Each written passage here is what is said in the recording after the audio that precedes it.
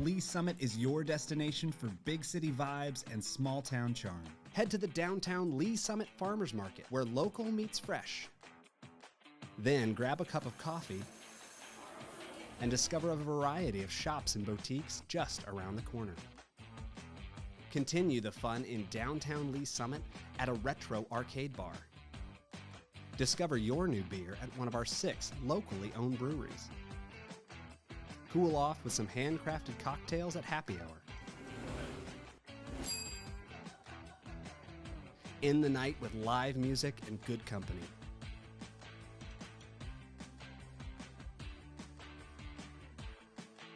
Lee Summit, Missouri. Hello, Lee Summit. Here's your flash briefing for the week of October 9th, and we have a lot going on this month. The city of Lee Summit is hosting a blood drive today from 10 to 4 at the city's maintenance facility located at 1971 Southeast Hamblin Road. The Community Blood Center says now more than ever is the time to donate. Find a link to register on our Facebook page at City of LS. Walk-ins are welcome. City Council meet for regular session Tuesday night at 6 in Council Chambers in City Hall. If you can't watch, quickly catch up on City Council meetings by subscribing to the Council Debrief newsletter, which breaks down 3 to 4 key agenda items. Subscribe at cityofls.net. Sweep the Summit is October 14th. Help tackle litter and debris on our streets and in our streams. Volunteer for one of 2 environmental activities, Street Clean or Stream Team. Recycle Fest will also be taking place that Saturday at the city's maintenance facility.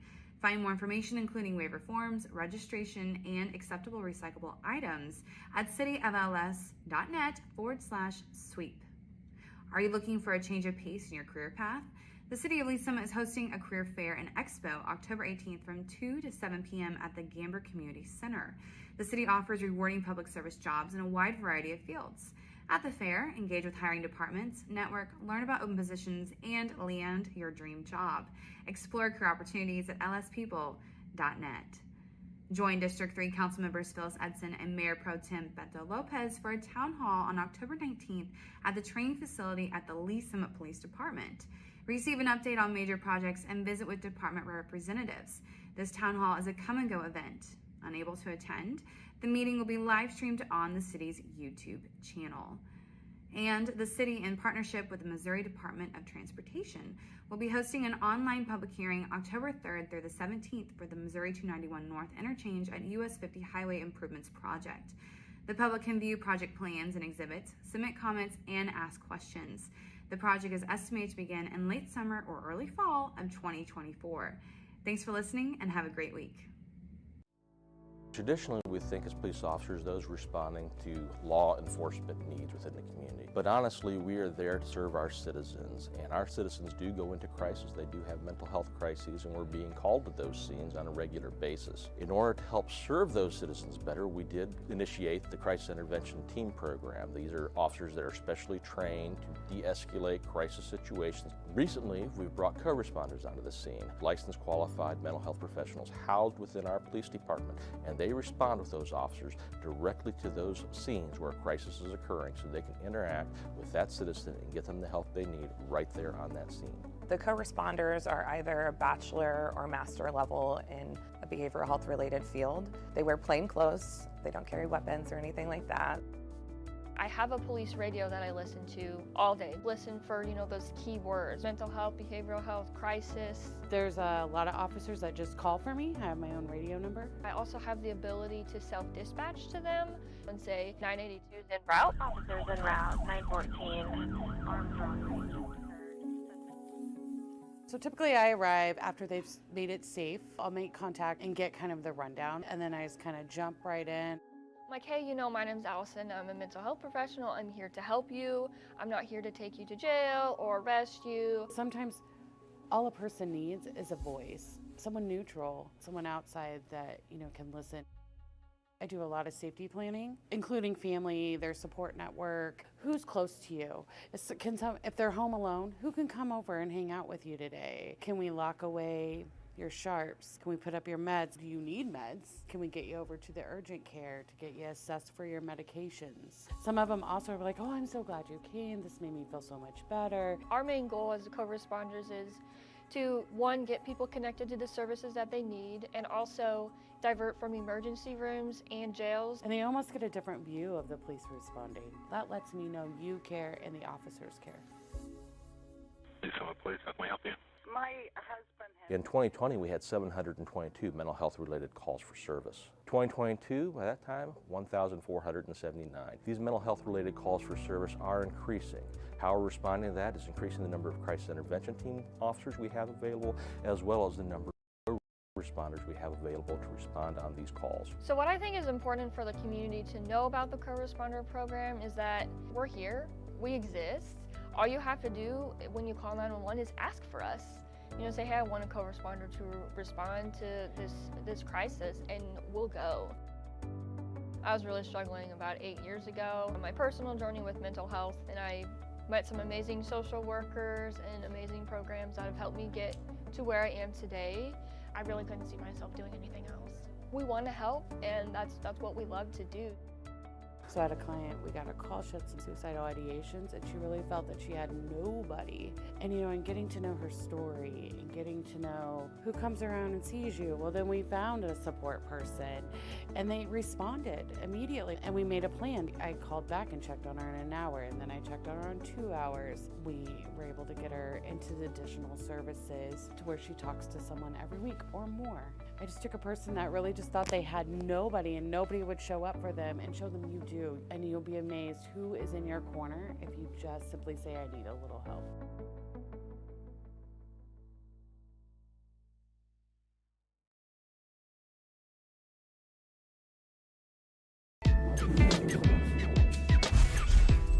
This month's Council Member Spotlight is all about Mayor Bill Baird. Check it out.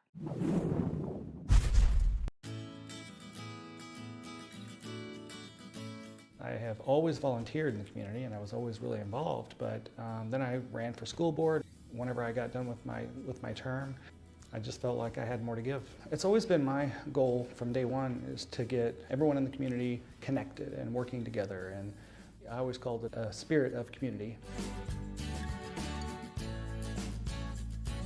Well, Mayor's 24/7, and I have a job. I've had to work really hard at compartmentalizing, is what I call it. So during this time, I'm going to do work. During this time, I'm going to be mayor, even though I can get a call at any moment about mayor stuff. And so I've had to even work that much harder at setting aside time for myself or for family. So I like to exercise, I like to work out. Hillary's my wife. She actually goes to work out with me as well. And we do like to go downtown to the shops. We make sure we maximize our time together. I mean, I've got 2 kids as well, and we spend a lot of time with them, or whatever time they will give us these days. And I have a dog. I think most people kind of know me know I have to have a dog. We have so much development going on, and we're growing fairly quickly, so we have a lot of infrastructure needs, and sometimes we have gaps in infrastructure, and we've always managed to get by, but with this kind of growth, we're really having to be creative and look at our options and just have a good plan for water, sewer, roads, and more. If we want to grow the most healthy way, we need a diverse economy. We do have a lot of retail that's opened up here, and there's been new construction for retail. We really need to focus in the future on bringing some, well-paying jobs here, good, strong employers that want to be located in this incredible community of now 101,000 people. A lot of our workforce does commute to work still, so they leave Lee Summit to go to work, and it'd be nice if we could keep some of those citizens right here in our community. The times I feel most proud are actually when I'm in the community and I see the community come together. We have Buddy in the house. Mr. Mayor! The tree lighting is always very fun. I always feel very proud. It's just a great warm feeling. The same thing goes for when the council will do something and we come together and make a good decision together. There's been a few of those that you go home feeling like a winner. And one of them was when we put together the downtown farmers market, when we bought the land, and it became real, all that hard work. But also the Diversity and Inclusion Commission, that was months and months of discussions and conversations that were really hard to have, and we went ahead and moved forward, and as a council all together, and I was very, very proud of that. And there are a few things that the citizens have done that have really helped us tremendously. First, in the middle of a pandemic, they passed a use tax, which is a way for us to collect sales tax whenever someone purchases online. That helps shore up our revenues so that we can continue providing those high quality services that our city provides. And it helps us take care of our employees, it helps us with our public safety and more. So I can't be more thankful to the citizens for that. Lee's Summit has the opportunity to have a major impact on the economy in the Kansas City area. We already, as an economy, are rolling along with such a high median income. We have an amazing workforce here that are paying taxes, they're paying property taxes, they're paying sales taxes, they're keeping our economy rolling, and we really are getting the attention of all our neighbors. And I think that what's going to happen is you're going to see the opportunity for us to really get everybody's attention when businesses start moving here, bigger businesses and more so. You should try to find a way to give back to the community, whether it's at the city level, citizen committees, or just participating in some of our community conversations whenever we have those opportunities. It's worth coming out of your shell or taking that leap of faith and just showing up and saying, what can I do or how can I help? The more that we do this together, the more wonderful the community is. Thanks for watching the Lee Summit Rundown. I'm Laura Ingeman. See you next time.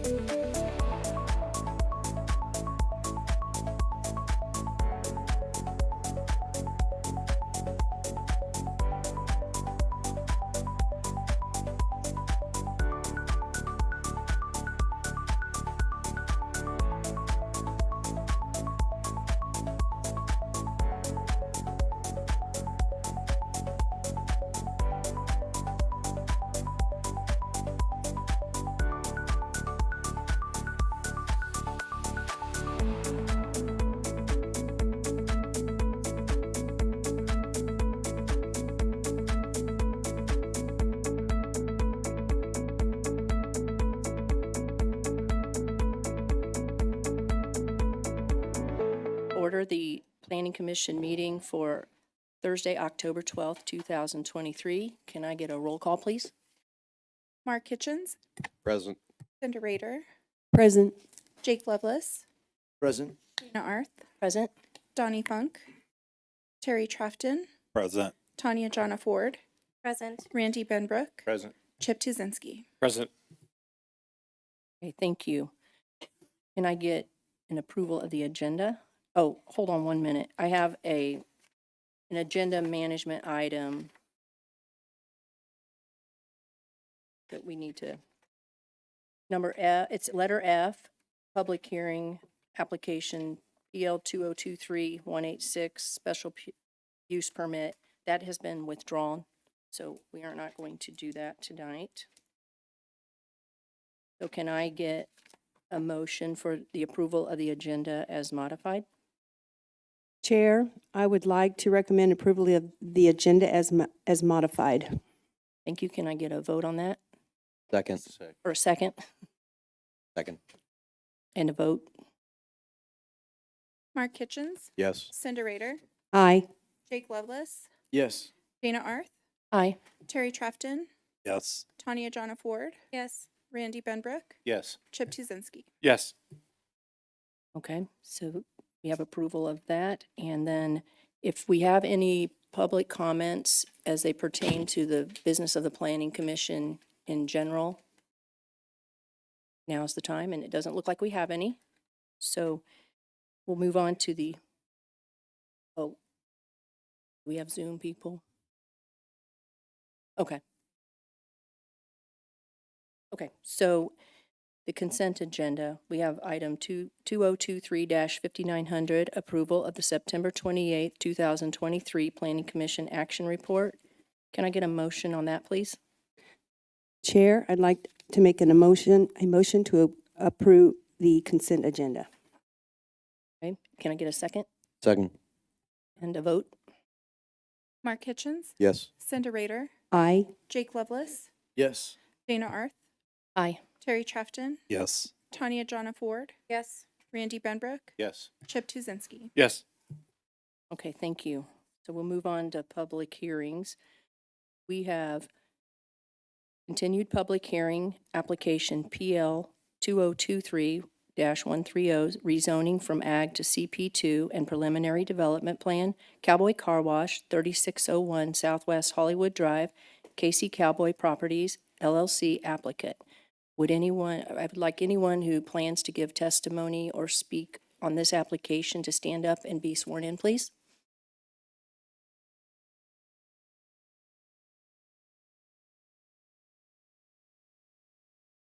Okay, thank you.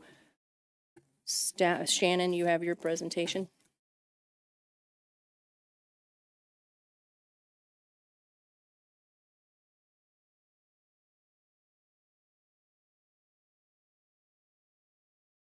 All right, good evening, Commissioners. Shannon McGuire, staff plan or senior planner. Please enter in the record Exhibit A, list exhibits 1 through 20.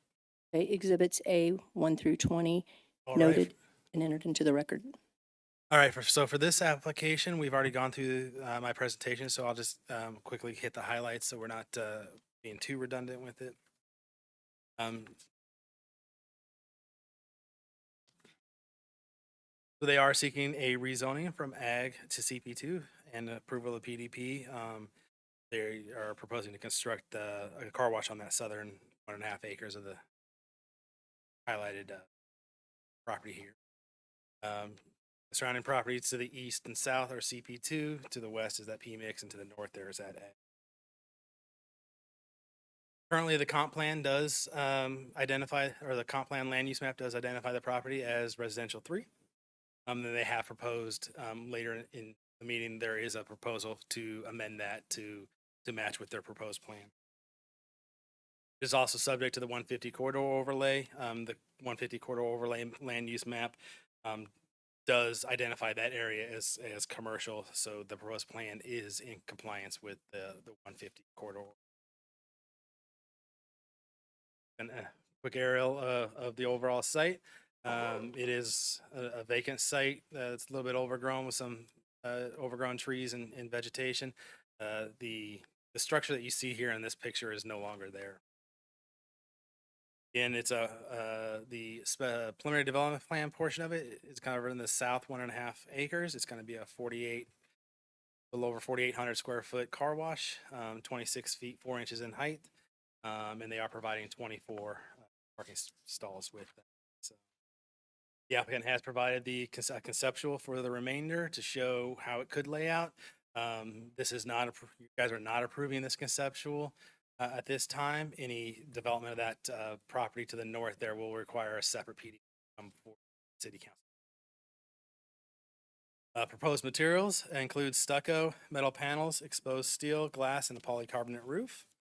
During previous public hearings at the last PDP or one of the other PDP public hearings, there was a concern brought up about the long-term maintenance, the quality of storefront glazing, and the operation of the tunnel car wash. So staff has added a condition or has proposed to add a condition to the special use permit. And I'll go into further detail that during the special use permit presentation. Again, they did provide some decibel charts here that can show you that they're within the UDO standards for the decibels off-site. So with the conditions of approval, as I have outlined here in the staff letter, the application does meet the requirements of the Ignite Comprehensive Plan, the UDO, and the Design and Construction Manual, and I can answer any questions you have at this time. Thank you, Shannon. Now would be the time for the applicant to come forward with your presentation. The applicant doesn't have a presentation. Okay. They are here to answer any questions you may have. Okay. So do we have any public comments on this application? Okay, I see none, so we will open it up for questions from the commission. You want to start, Chip? Mr. Chairman, no questions at this time. Okay. I'll Sorry, reserve mine Randy. during the special use permit, but thank you, Chair. Okay. No comments at this time. Chair, I don't have any comments related to this application. Thank you. Anybody else have questions down here? Not at this time, Mr. Chair. Okay. And I guess we're ready to have a vote, and if nobody has comments either.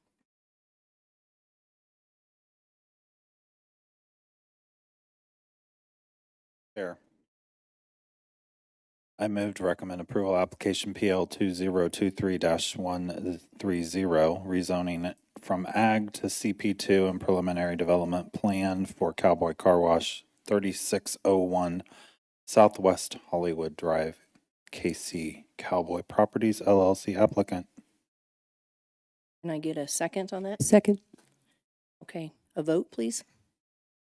Mark Kitchens, Yes. Cinda Rader, Aye. Jake Lovelace, Yes. Dana Arth, Aye. Terry Trefton, Yes. Tanya Jonna Ford, Yes. Randy Benbrook, Yes. Chip Tuzinski. Yes. Okay, the motion's passed. We'll move on to 2023-5812, continued public hearing, application PL 2023-132, special use permit for a car wash, Cowboy Car Wash, 3601 Southwest Hollywood Drive, KC Cowboys Properties LLC applicant. And Shannon, you have another presentation. Oh, anyone who wants to speak on this application, please stand up and be sworn. Do you promise to tell the truth, the whole truth, and nothing but the truth, so help you God? Okay, thank you. All right. Good evening, Commissioner. Shannon McGuire, staff, Senior Planner. Please enter record Exhibit A, list of exhibits 1 through 14. Exhibits 1 through 14 noted and entered into the record. All right, so before us today in this application, the applicant does seek approval of special use permit to construct a 4,881 square foot tunnel car wash that will also include vacuums. Here from the map, the surrounding properties to the north are ag and it's vacant. South, it's zoned CP2. It's the location of the Whataburger as well as an Arby's fast food drive-through. East is the Summit Crest Commercial Strip Center, and to the west is PMIX, it's Aldergates Methodist Church. And the applicant is requesting that special use permit to be granted for a 20-year period. The 20-year period is consistent with previously approved and comparable SUPs throughout the community, so staff does recommend approval of that 20 and does find that it's reasonable. In the proposed materials of the building include stucco, metal panels, exposed steels, glass, as well as that polycarbonate. Existing structures and uses in the area, like I said, include the apartments, church, Walmart, commercial strip center, and some fast food there to the south. So as I stated before, during previous public hearing for the PD, a concern was brought up regarding the long-term maintenance, quality of stormfront glazing to be used in the operation of tunnel car washes. So to address this concern, staff does propose to add a condition of approval to the special use permit stating building materials shall be well maintained, including all glass and storefront glazing to be kept free of limescale, mildew, and other material buildup. So with these conditions here, and as outlined in the staff letter, the application does meet the Ignite comprehensive plan as well as the UDO, and I can answer any questions, as well as the applicant is here to answer questions as well. Okay, thank you. And the applicant you're saving your time to answer questions. You don't have a presentation. Okay. All right. Are there any public comments pertaining to this application? All right, we'll move into questions from the commission. Mark? Thank you, Ms. Vice Chair. Hey, Shannon, so this one's going to be for staff. I remember when this first came up, one of our direct questions was, can we adjust the SUP instead of worrying about the zoning with this and trying to make some fancy language? So after that, it appears that the SUP is where we put some maintenance requirements in. Is that going to be standard capability practice from here on out? Mr. Boschek, that's probably for you too. In other words, is this something that is standard that we can do, or to make a special case? Yeah, I think it could be. This is something that, staff is listening to your feedback on this issue. There's been a lot of discussion, so that's something that they can certainly take into account when we have projects like this. Okay, sounds good. So this is where we should be if we have certain issues, placing them, which I prefer, quite frankly, on that as well. Now, on that issue with an SUP, for this particular project, I see we got 20 years on there. That's normally been our standard, but we can affect that right now, right? We can bring that down or up? Correct. It is your purview if you wanted to make amendment to that recommendation. This is more of soapboxing for my fellow commissioners on that as well. So if we had an issue with the SUP as it stands, like let's say that there was a maintenance issue at the property, not that I'm sure the fine applicant would have that happen. This is for future reference as well. But if there was an issue at that property, the SUP would become active, I guess you could say, and would be reviewed by city staff at that time, or would it have to wait until the 10 is up on the SUP of 20 years? So if there's an issue with the maintenance and there or violation of the stipulation in the special use permit clause, we could address that. Take the approach of going out to them, talking to them, say, hey, these are your stipulations, you need to come into compliance. Once it does come around for renewal, if there has been a track record of issues, then that's something that will be addressed during that renewal process as well. Okay, so this is for my, I'm hoping the fellow commissioners are all listening, and I'm sure they are on that. So you're saying if there's an issue with the SUP and the maintenance clause that we put in there, that there could be what penalties on them before? Oh, I got Josh out of this. So there, what would be our action or in between the 20-year cycle? Amy, thank you. He doesn't like the move. You shouldn't do that. I don't want him to do any more work than he has to do.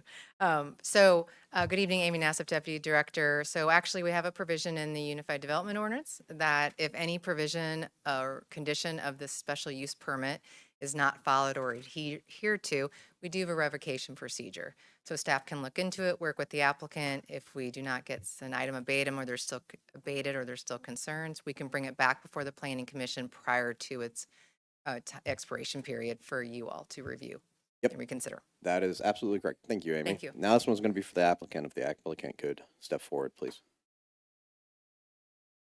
Good evening. Good evening. My name is Matt Mayer. You got it.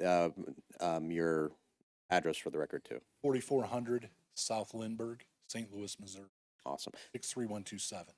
Fantastic. Thank you so much for this project, for your patience and working with us through this situation. Really appreciate it. So with this, the 20 years is pretty standard.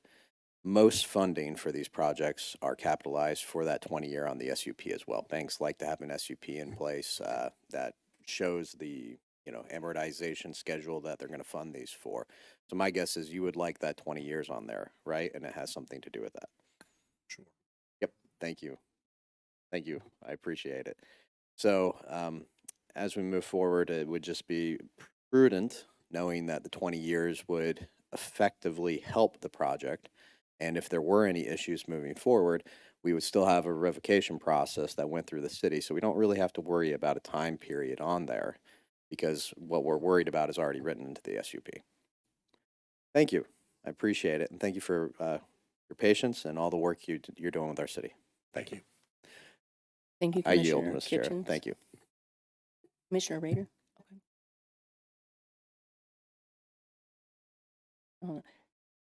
Commissioner Ford? The comments. Commissioner Benbrook? Yes, thank you, Vice Chair. A couple questions. We'll start off with staff first.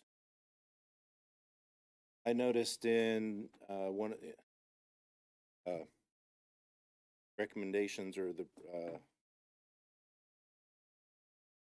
yeah, there we go. Conditions. That's the word I was. So item number 2, it talks about buildup of material. One of my concerns was chipping of paint from painted storefront. Is there any verbiage currently added to that as far as maintenance is concerned? The as it's outlined here is what's in the ordinance, but if you wish to add something that you could always recommend and suggest an amendment to that if you want to add something. Okay, I think I will do that during comments. And then I did have a question for the applicant.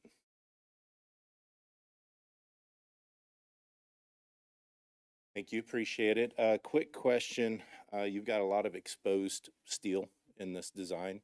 I understand that it can be an issue during the cold time of the year that ice will build up on the steel. What do you have in place to negate that? Aesthetically, we weren't concerned. It's such a minimum. So your storefronts are lined by steel. So the storefronts would be an anodized. Correct, but in between the storefronts, you have steel columns. There will be, when we get into construction documents, some trim work assigned to it. Okay. So that won't be raw steel. It'll be some sort of a wrap. Correct. Okay, perfect. Thank you. That's all I had. I appreciate it. Sure. Thank you. That's all I had, Vice Chair. Thank you. Commissioner Tuzinski? Mrs. Vice Chair, first a comment for Mr. Myers. Appreciate the chief's jacket from a St. Louis person, so I think that's good. I like to see us. I'm from St. Louis, so I know. I can relate. I was a Cardinals fan. Yeah, right. Then I became a Chiefs fan. Then I became a Rams fan. Yeah. And now I'm a Chiefs fan again. Yeah. I went through all that too, the Cardinals and the Rams, and I'm glad to be a Chiefs fan. Thank you very much. For staff though, just a quick question, Shannon. There you are. All right, so I appreciate the second comment. I know Commissioner Benbrook has been very on top of this, and I appreciate that. So what, I mean, without government being too overbearing, but government being respectful of the special use permit and the requirements of making sure that they're keeping up with what they've agreed to here, what is the process? So how often will a city person swing by and make sure? I mean, is it one of those things that's just on a normal schedule that they'll swing by and take a look at it, and if they see it once, they'll maybe stop in, or they see it 3 times and they'll send a letter? What's the process and for that? So typically, special use permits don't have an ongoing inspection process. We're all out in the community on an ongoing basis, commissioners, the city inspectors as well. So if we notice an issue, we'll address it, as well as any citizen out there or anybody really can file a complaint if there are maintenance issues as well, and we'll investigate that as needed. So realistically, it could get caught, it couldn't get caught, so really it's gonna come down on and really just the owner being respectful and following this and wanting to have a nice development there, a nice piece of machinery, nice building for people coming through. So I think that's what my point is that, you know, there's going to be people in the community looking at this. Please don't let it get to the point of where the community has to say something. Just be respectful of the community yourself and take care of your own property. And I think we're going to have no problems. That's all I had. So thank you. Thank you.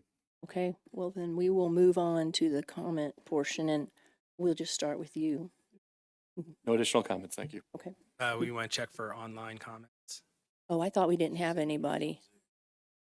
There is no one online this evening. Okay. Thank you. Okay. And also, Chair, you may want to close the public hearing. Yes, we Thank need you. to close the public hearing and then we'll move on to comments from the commission and we'll start with Commissioner Benbrook.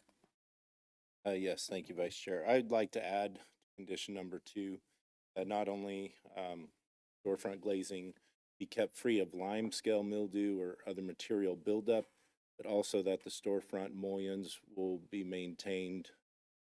The finish will be maintained.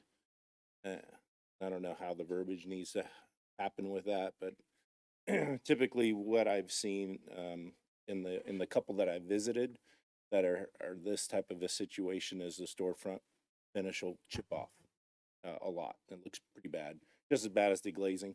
So I want the condition to read also that the mullion finish will also be maintained. So a suggestion I might make is once you guys have made all your comments, we take a little recess so we can wordsmith that and present it to you. And can look.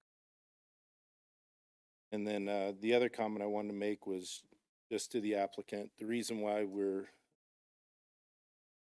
adding these conditions is because there have been complaints to me personally by citizens of Lee Summit where car washes of this type have not maintained their facility. And now that we know that it's in the UDO, there might be some visits made and some hands slapped. So please maintain it. We love car washes here in the Midwest because, as you know, being from St. Louis, cars get dirty frequently. That's all I had. Thank you. Commissioner Ford. No comments. Thank you. Yeah, thank you, Vice Chair.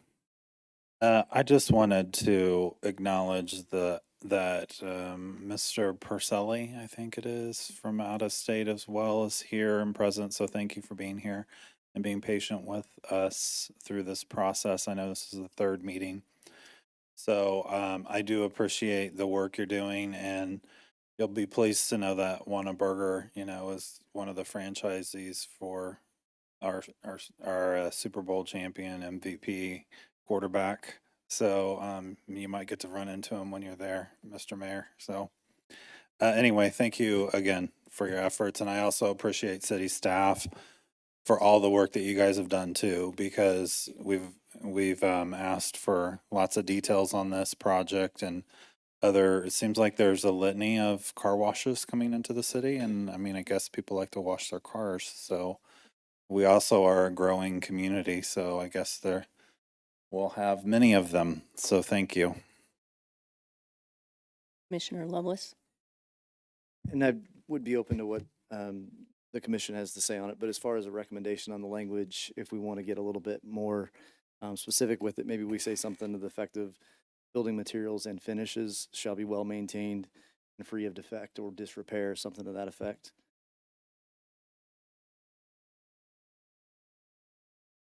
Thank you. Commissioner Rader. Well, I just want to say that I appreciate the Cowboy Car Wash people hanging in there with us as we went through this process. It ended up really being an important part, and I'm sorry that it took so long. But anyway, the outcome I think is really good. It'll be good for you, and we are glad that you're here, and we welcome you, and I just know you're going to have a successful business. So thanks again for hanging in there.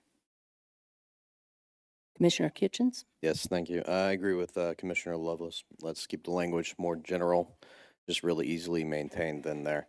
I also like the opportunity we've had to develop out an SUP to the point where we can actually maintain some sense of propriety and control over these projects, even if they switch hands. Also like to thank the applicant. I don't think enough can be said about applicants who maintain and want to do business in our city so much. Thank you. I appreciate it. That's all. Okay, thank you. I guess I would echo Commissioners Trafton, Rader, and Kitchens. Thank you for your patience and for working really hard to make these changes. We look forward to you coming to our city. So do we need to take a okay, we've got some wording. All right, so the proposed language amendment shall read, building materials shall be well maintained and free of defect, including storefront materials, finish, and paint, in addition to all glass and storefront glazing, get free of limescale mildew.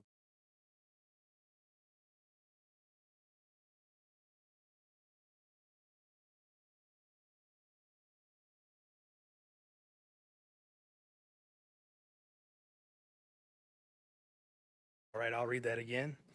Building materials and finishes shall be well maintained and free of defect, including storefront materials, finish, and paint. In addition to all glass and storefront glazing be kept free of limescale, mildew, or material buildup.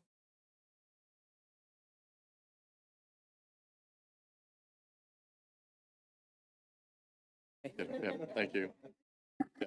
So you go ahead and make the All right, motion. Mrs. Vice Chair, I'd like to make a motion I move to recommend approval of application number PL 2023-132, special use permit for our car wash, Cowboy Car Wash, 3601 Southwest Hollywood Drive, KC Cowboy Properties LLC applicant, with the amendment as stated by Shannon briefly prior. Thank you. Can I get a second on that? Second. And a roll call vote, please.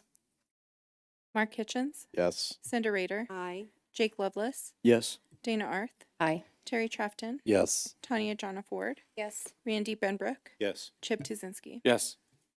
Okay, the motion has passed.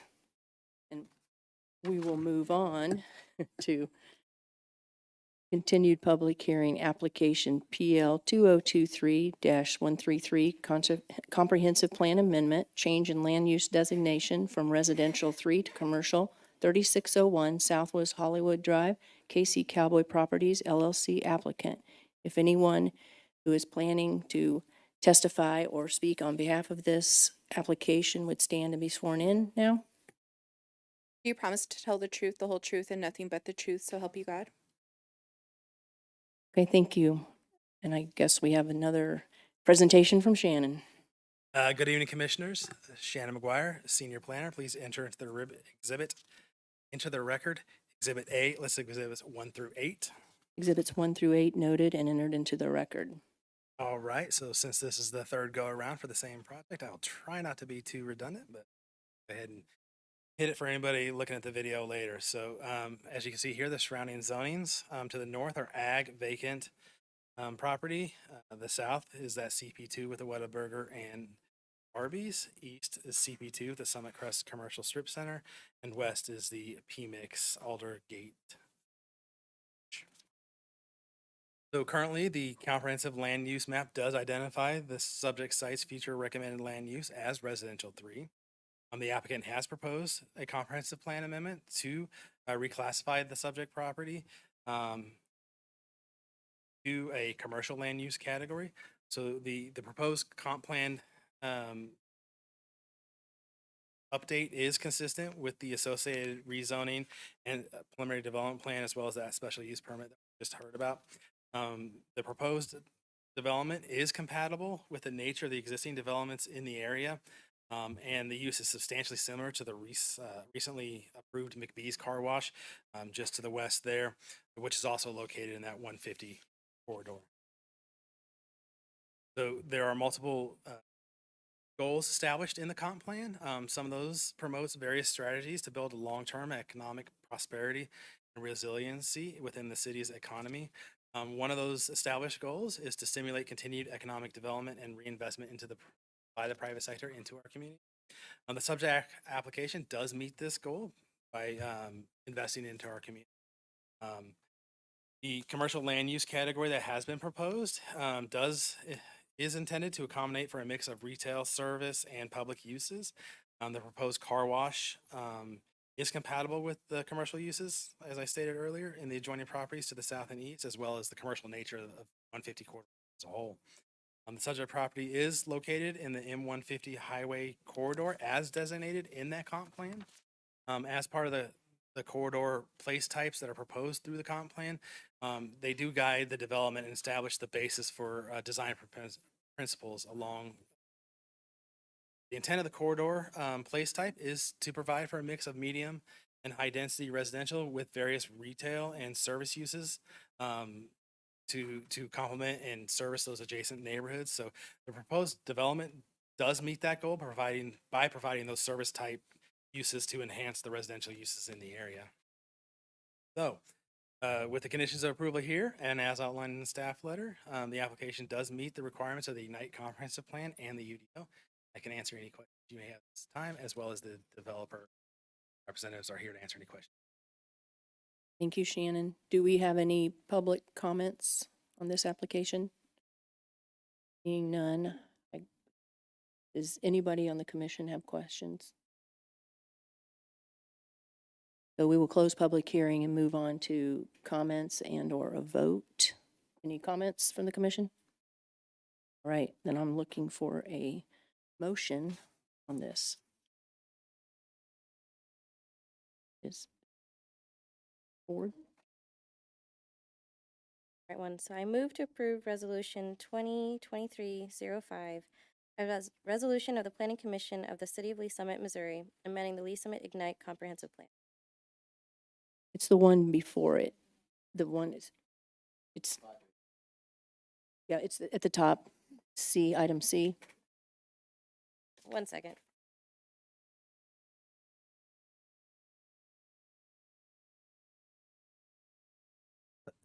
Chair, so for this item, you're actually acting on the resolution and you're taking final action on the resolution. Okay, so you're going to ask for approval.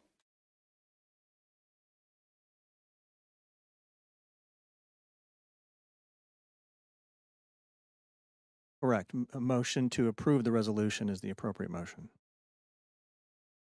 Okay. So I move to approve the subject comprehensive plan amendment is contingent upon City Council approval of application PL Wait. 20. That's reading from there. Okay, I'm sorry. Yeah, so. I promise I'll get it right eventually. Just give me a minute.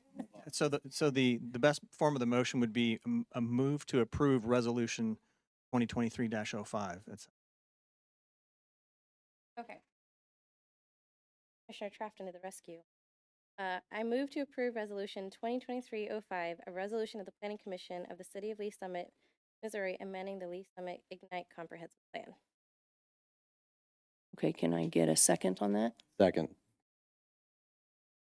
And then a vote? Mark Hitchens, Yes. Cinder Rader, Aye. Jake Lovelace, Yes. Dana Arth, Aye. Harry Trafton, Yes. Tanya Jonna Ford, Yes. Randy Benbrook, Yes. Chip Tuzinski. Yes. Okay, that has passed, and we will move on to another application. We have PL 2023-120, rezoning from PO to RP4 and preliminary development plan, Clover Communities, Lee Summit, 830, 840, and 900 Northeast Douglas Street, Clover Communities, Lee Summit, LLC applicant.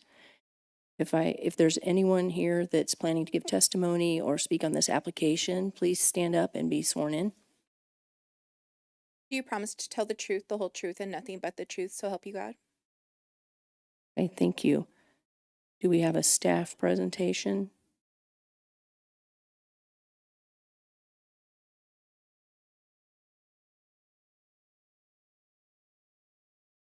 Is it? Oh, I didn't have any. Okay, I'm sorry about that. Can you please give me your name and address for the record? Absolutely. Russell Capelin with Clover Communities, and my address is 5717 Westchester Meadow Drive in Weldon Spring, Missouri, 63304. Okay, thank you.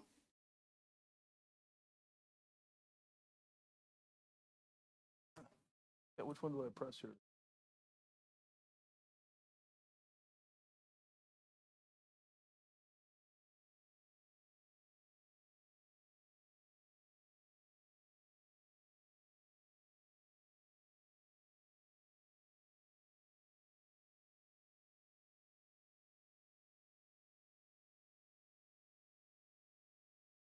So the site that we are proposing is 830 to 900 Northeast Douglas. Clover Communities is a acquisition, development, construction company. We've been in business since 1985. We currently own and operate 47 market rate senior, so that's 55 and older, independent living apartment communities totaling over 6,000 units in 5 states. We also have a number of communities under construction.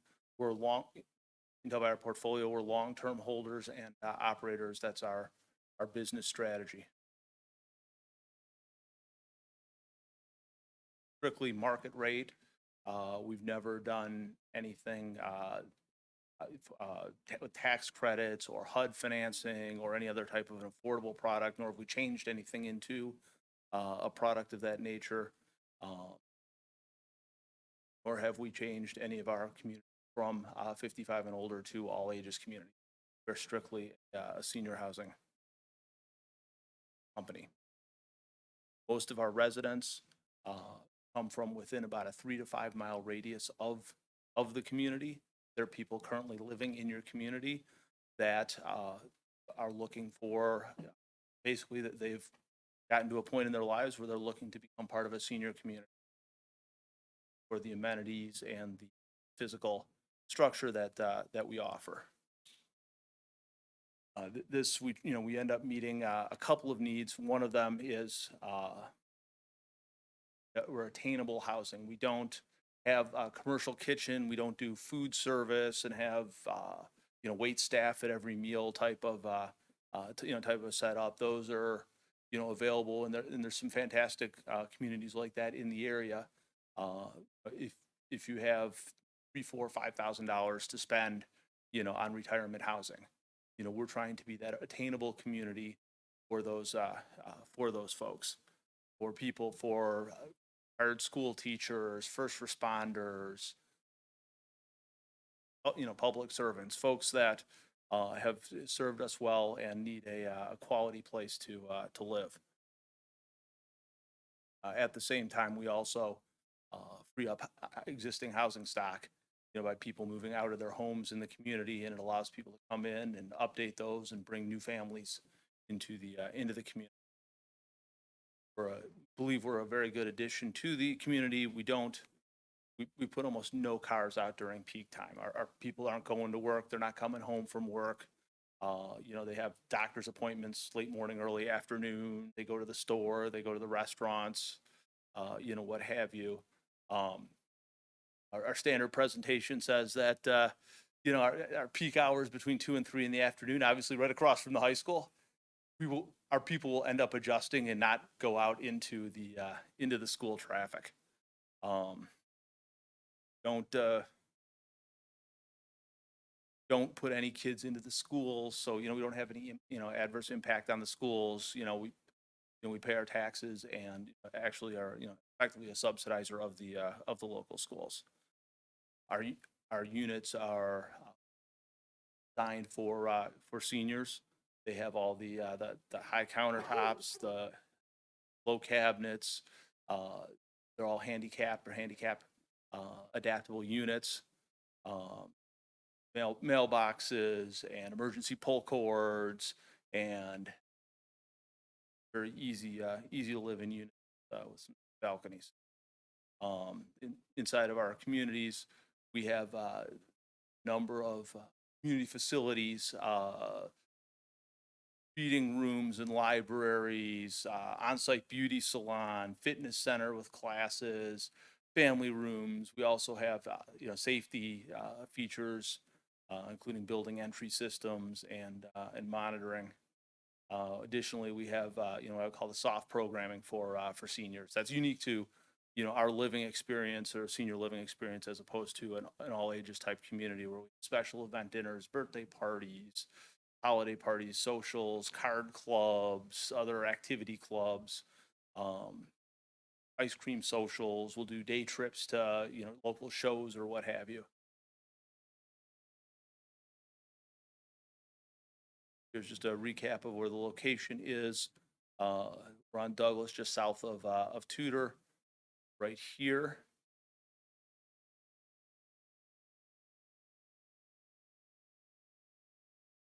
This is our site plan.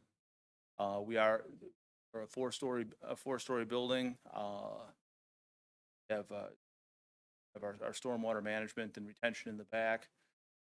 Loop road with attached garages here. Blocks of roughly 10. A total of 40 garages that people are able to use as they desire.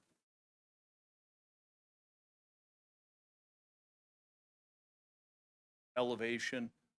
We have material samples with me if you're interested in in seeing those. Comment or question. Stone product, and then proposing to use a heavy duty vinyl. It's a thicker vinyl product that has worked very, very well and is very resilient and durable.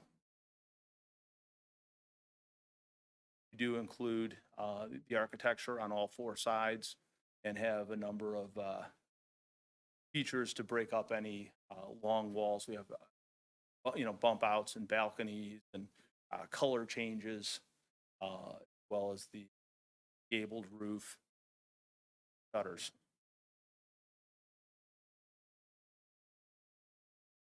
Garages.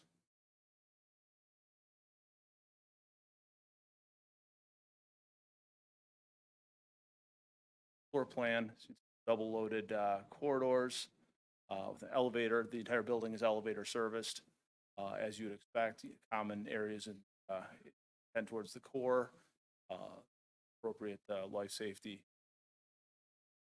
exits, sprinkles, what have you. Ground floor, typical floor.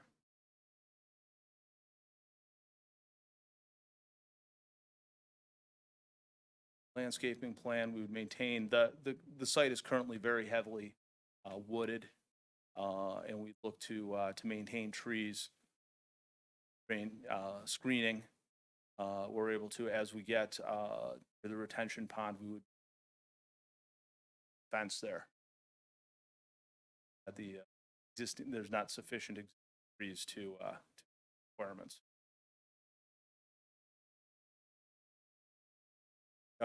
We will have a total of 155 parking spaces, including the garages.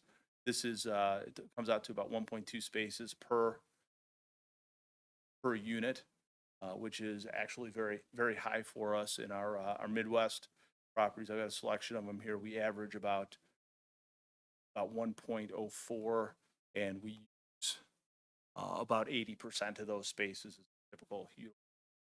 A number of our residents do not drive.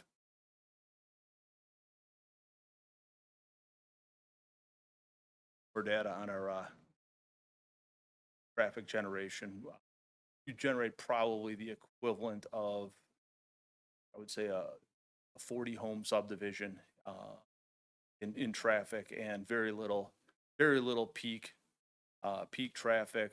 Our afternoon heaviest hour would probably be about 50 total trips.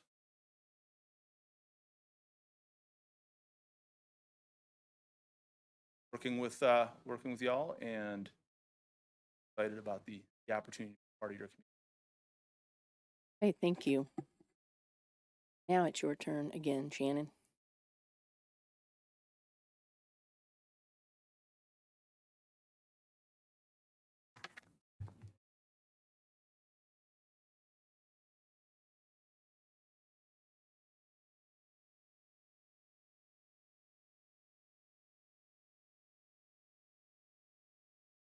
Union Commissioners, Shannon McGuire, Senior Planner, please enter into the record Exhibit A, list of exhibits 1 through 18.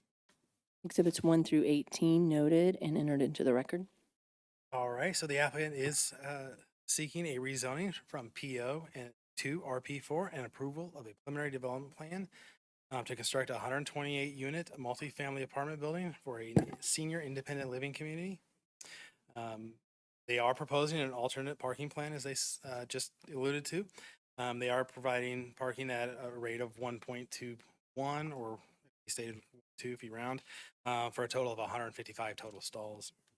To justify this, they did submit an alternate parking plan, a parking utilization survey, indicating similar projects that they do own in their portfolio and what they provided in utilization at those.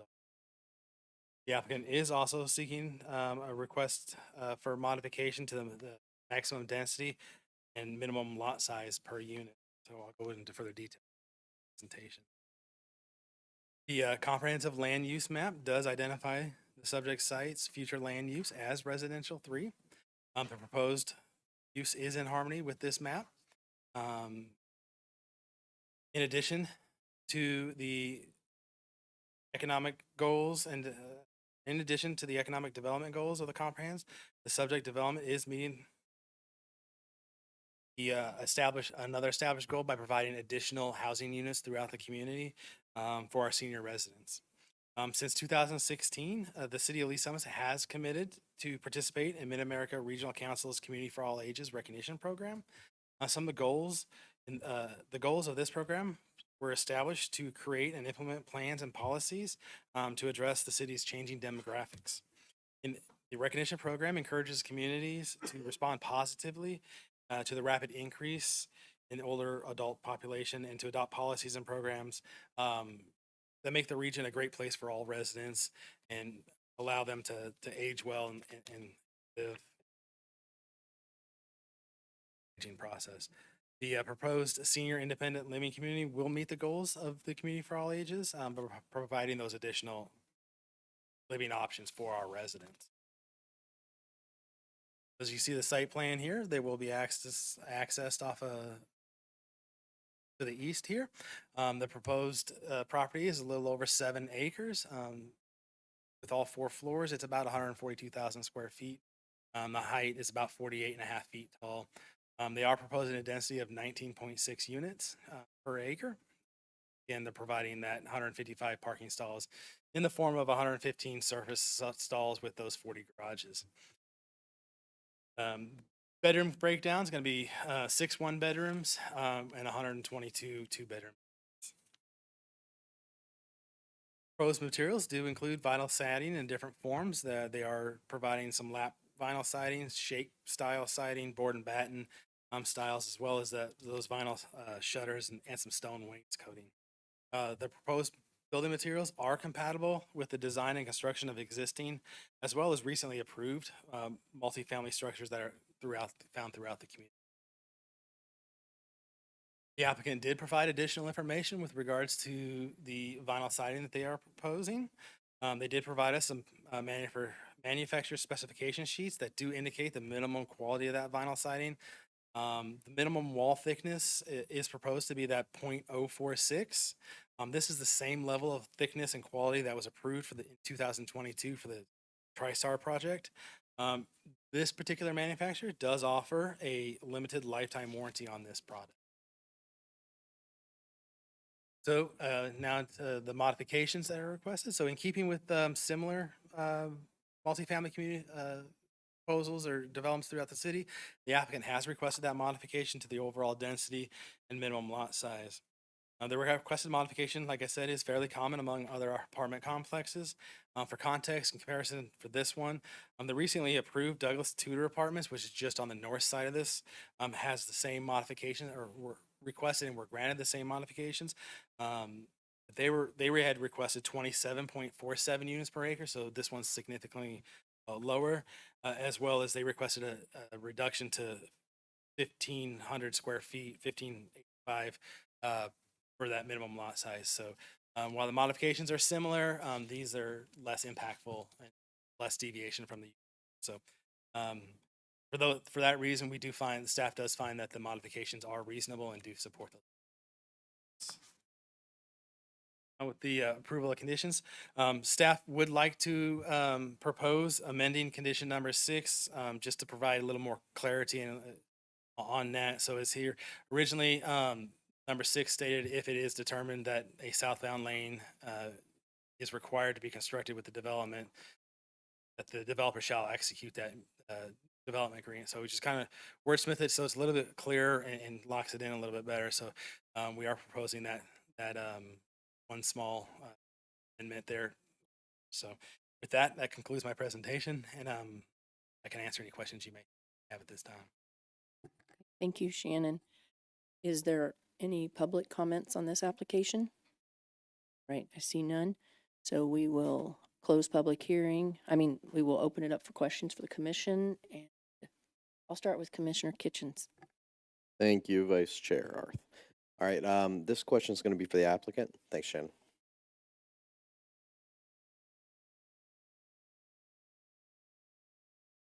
Hi there. Welcome. Thank you for bringing this application before us. We've already approved some multifamily in that area. As you can imagine, people are starting to, get anxious about so much multifamily up there. Now, a senior facility, a little different in my opinion. Not everybody has mine. My question for you, though, is about the walkability there. Now, this reminds me of another project we have off of 50 Highway down by Winsboro. It's actually very similar. I like this style. I don't think everyone goes into the golden years of life with the same capabilities or abilities, and I think this one is we're missing a little bit, more of the apartment lifestyle. But in that area, there is not a ton of walkability right now, and I just foresee some issues with some of your residents getting to food, getting to shopping in that area. It's not prone to walkability. Do you have anything to alleviate that fear? Yeah, well, I guess just first I would say our residents don't tend to, even, in communities where we do have more stuff that's walkable, our residents don't tend to, don't tend to walk, heavily outside of, for exercise or what have you. But we do, one of the things that has changed over the last, probably 10 years is, Uber Eats, Instacart, Grubhub, all these other, and, if you, around mealtime, if you're in the lobby of one of our buildings, you just see delivery person come in one after another. We also, will, if it's something that the residents want or need, we'll arrange trips to the grocery store to pick up, food and other items. DoorDash doesn't speak well for your traffic count there. And I was even about to say that. So they're Door Dashers. Okay. I would recommend that the project that we have off 50 Highway has been there 4 years now, maybe the one I'm thinking about right by Winsboro. We do see seniors out there. Not a lot. They're not walking for exercise. They're walking to get outside. And they're just walking around. There's a little pond there, etc. I think the wooded area actually speaks to that. The green space project in the middle is nice, but you answered my question with your staff going and doing grocery runs for them. So what's your staff complement like at this facility, this planned facility? Our staffing, typically we will have 2 staff members at any given time on site at the building. For the entire facility? Yeah. Okay, and their sole responsibility is to assist, or? What we do different than a lot of communities is we have inside of Clover, we have a lot of property management, off-site property management infrastructure. So all of the accounting and contracting of services like landscaping and trash removal and what have you, that's all taking place at a corporate level. And so the on-site staff is doing, in addition to leasing responsibilities and maintenance responsibilities, is more there to serve as kind of activities directors for the community. So they're for staff. They're for residents' capabilities there, almost strictly. Yeah. Okay, perfect. The elevators you have, wonderful. Love to see elevators. Donnie's not here, so I'll go ahead and ask that question. Now, here's my big question for emergency services, tornadoes, things like that. What's your sheltering plan? That is a great question. Obviously, the stairwells are areas of refuge. Okay, that's your area of refuge. yeah. Okay. And are you a CMMS facility? Medicaid and medical No, services? no, You're no, not? no. Okay. So no on-site generators or anything like that I have to worry about? Nope. Okay. Nope. And last but not least, I'm guessing that since this got past city staff, thank you all for you, but Shannon, maybe you can help me out here.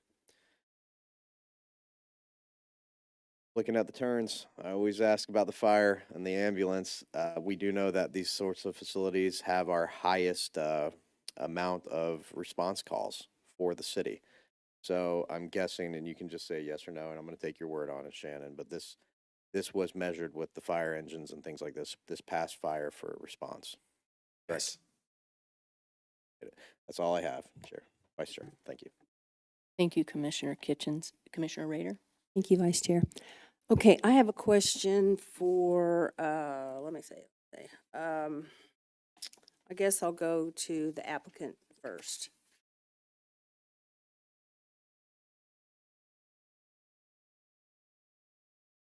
Okay, you mentioned that, well, first of all, can you throw up the amenities screen? Sorry, Shannon.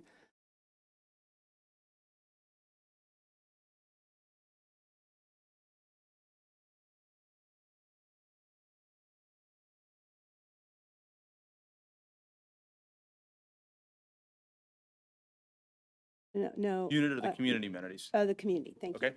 Okay, now, will all of these amenities be in this particular project? Or is this just an oversee of, basically, or an overview of what you have in general in your communities? This is, kind of an aggregation of, things that we do in different communities. It depends on the community and the people in the community, what they want to do. Some of them are some communities we have that are very active and they like a lot of activities, and we actually, the community members will help and work with the staff and the activities directors to plan, activities, to plan parties. And we give budgets for, for these parties to take place. There's nothing on the, certainly a community, if they desired, could do, everything on this list and more. Well, I guess I was, to be more clear, so you're going to have a community room Yes. here, you're going to have a beauty salon and a coffee bar. Those Yes. things are going to be there. Yeah. The fitness Yes. center, those things that have to be there physically, they will be there. Yes, what I call the hard programming or the designed elements, those Okay. are in every community. Okay, all right, very good, thank you. And when you said the market rates, what are the market rates for rental So of these units? so our rents are, just let me preface it by saying, one of the things that we do is we offer just one bill to our residents. So it includes. Sorry, what? It's just one bill. It One bill. includes their electricity, it includes their water, it includes their cable, it includes their, all their telecom. So it's a single bill, so they don't have to, worry or wonder about what their numbers are going to be. We found that that's important, and, it's easier for them to write one check a month than to write four. And we have typically for that rate, and we're still doing some market stuff, but generally it would be in about the call it the $1,600 to $2,000 a month range. Let me see. You've been doing this for how long? You've been doing this, the senior centers, how long have you been doing this? Clover was founded in 1985. Okay, so have you ever found that with the economy that you didn't rent to seniors, and then because you had to rent the buildings, that you ended up having to rent to other people besides We've seniors? never changed one to all ages. Okay, so That's it's always our- just been seniors? Yes, that's a promise we make to our senior residents. It's a promise we make to the communities that we serve. To follow up then, so are you deed restricted on these? As far as they're deed restricted for 55 plus? Typically, we do not do that. Okay, so in theory, you could, I mean, along with fair housing though, but as long as you were in compliance with fair housing, you could have whatever the minimum 20% is or whatever that you can do. If you decided to do that, that would be market rate for anybody. I mean, in theory, you know, Right. we could. In practice, we never, you know, in our entire existence, we never have. And it's one of our, Okay. you know, our guiding principles. And then my last question is, are you planning on asking for incentives when you? Yes. Okay. Okay, thank you very much. Thanks, Vice Chair. Thank you, Commissioner Rader. Commissioner Lovelace? A few questions for the applicant. So you mentioned a retention pond, but in one of the snippets that we had from staff, I think it showed that looked like it was more of a, or I think you called it a detention pond, but either way, you called it a pond, and it looked like it was dry. Is it going to be a wet pond? It's dry. It's It is dry. It's a stormwater management facility, but Okay, but not intended to be but it's not used it's as not going to be a feature pond. or There's not anything going to like be that for like ducks walking and trails. fountains or anything like that. No, it'll be a Okay. The balcony materials that you guys are using on these are, what are those? for the balconies. Right.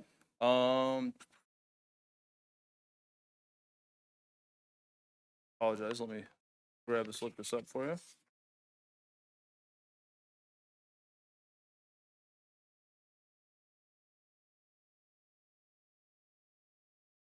I mean, are you talking about like the floor of the balcony itself? The floor and then also the, the joists that you have that basically comprise the, outer shell of the balcony and then what the supports are. So if the supports are all wood, from a Yeah, maintenance standpoint. we're a wood Okay. construction. Okay. You mentioned access control. Can you kind of run through what the access control of the property is as far as how you guys manage that and how it's operated and things like that? Yeah, it's guests or visitors need to be buzzed in. So into every one of the buildings, how many entrances are there? Is there just one main entrance into these buildings and then? There would be one entrance for people to come in. Obviously, there's a number of egress routes, but there's one main ingress route. Okay, thank you. Where are the HVAC units located? The HVAC units are in, it's a VTAC unit. It's in the closet on the balcony. And so then, on the balcony. Okay, so the condensers are actually on the balcony? It's a single unit that's essentially it's both the condenser and the handler, and then we have ductwork distributing from there to the rooms. So is it an in-wall unit is what you're saying? Where it's inside, outside, where it's located on the exterior wall? If I could interject on there, is the access to it through the balcony only, or is it built onto the balcony? Through the balcony. The access? Yes. Okay, so it's in the wall, it's in unit, but access through the balcony. So are we looking at HVAC units in the side of the building that are located on the balcony, or is it a freestanding condenser that's sitting on the balcony, or how's No, it it's in an enclosure. So there's obviously grading for airflow, but it's in an enclosure on the balcony. We have a Vice Chair. Yeah, let me see. If we have a close-up Could of you that. bring it up? Yeah, on the floor plan. Floor zoom plan? in. Yeah. Yeah, I'd be interested in seeing how that's.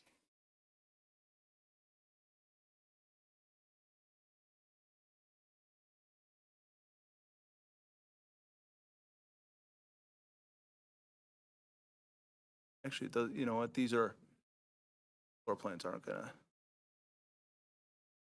adequately show It looks like those little, so it doesn't. right. Yeah. Yeah, You're almost better off seeing it from the rendering here.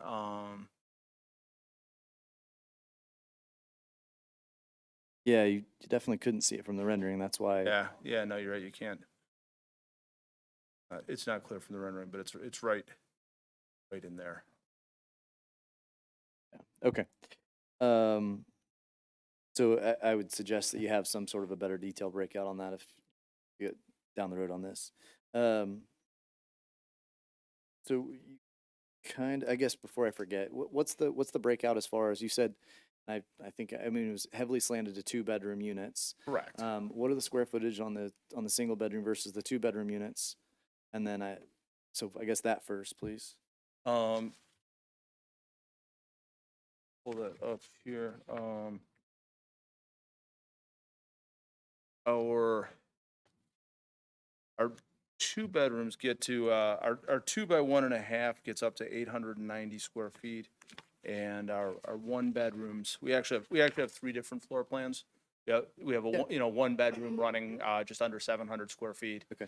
And then 2 bedrooms, the larger one, up to 890. Okay, thank you. And then just because I'm curious on that, so I think the parking count was like 1.2 spaces per unit, right? But we're heavily 2 bedrooms, so and only because I'm not as familiar with 55 plus. So what's the thought process on that? Why do you have so many 2-bedroom units, but we don't believe we need as many parking spaces? The reason why we do we do a lot of 2-bedroom units is, a lot of people are coming from houses that they've sold, and they're looking into, to downsize, move into an apartment. And so they like to have a second room for, a lot of it becomes an office or, an additional space for them. They use the second bedroom. We do get certainly, married couples or, roommates perhaps that, will take a 2-bedroom unit. But, we found over the, portfolio, kind of, I refer back to the, the parking thing here. I know it's difficult to read, but, where we've had an average of 1.04 spaces per unit, our utilization on those has been 8%. I mean, we end up with significantly less than 1 car per unit, just in our experience. Okay. So you listed out the amenities, and there was kind of some programming and some general amenities and stuff like that. Did you have any, kind of outdoor site-specific amenities outside of the outdoor patio space that sounded like it was kind of just a designated outdoor area? Do you guys have it's just an outdoor sitting area, where people can come out and enjoy, kind of being outdoors. But in terms of having specific hard programming out there, we do not. Okay. And there's really not, I mean, outside of a communal area inside the building, there's really not any other amenities per se that you guys have? I mean, we got the, fitness center, the beauty salon. We do have storage available, Okay. to the residents. We found that, having kind of storage spaces is, Sure. Again, because they're coming and they're, we've Downsizing. all got stuff that it's going to be tough for us to part with someday. Sure. We Sure. have a place to put that for them. Okay. And then you answered the question about the age-restricted deed restrictions, so that's not something you guys currently do. It's just, but hasn't been how you operated. You've operated like you have one in place, but you don't. Okay. And then the last question was just on the vinyl. I appreciate you guys providing the type of vinyl that you have. It looks like it's a high-quality product. How often do you guys end up painting that just to keep colors fresh and things like that? We have not had to. I mean, when it does require maintenance, we do it like, we're long-term owners. Sure. So, this is, we are, building this with the idea that for the next, 10 years or perhaps longer, we're going to, own and operate this. And it's a reflection of us, and it's a, we need to be able to lease it. We need to be able to present it to the community. So, when exterior maintenance is required, we do it, but it's not something that's required on an annual or ongoing, basis. Gotcha. Okay. Well, thank you very much for answering all those questions. I appreciate it. Thank you, Commissioner Lovelace. Commissioner Trafton? Thank you, Vice Chair. I have just some curiosity for the city staff. Thank you, sir. I know this complex is located just south of that massive apartment complex that we approved like previous months. Do you know where the status is of that complex? I don't believe we have an active FTP on that yet, so I think it's still in the holding pattern. Still in a holding pattern. So was city council approved it? Correct. The PDP level. on the PDP level, and then the applicant hasn't done anything to move it forward. Correct. So it's kind of been sitting there. Great, thank you for that. And then I also know that we were working on, and I don't know, is this for discussion next week, Amy, in our joint meeting with the council to talk about the apartment study? Pardon Or me. is that on No, the- that was not one of the items on the agenda, but I do think there's going to be some discussion just in general on housing goals and the Ignite strategic plan and comprehensive plan Oh, that okay, Mr. Johnson overall. will be going over next week with you all. Thank you very much. You're welcome. Thank you, Shannon. Thank you, Vice Chair. Thank you, Commissioner Trafton. Commissioner Ford? Thank you, Vice Chair. So, if the applicant can answer and field some questions.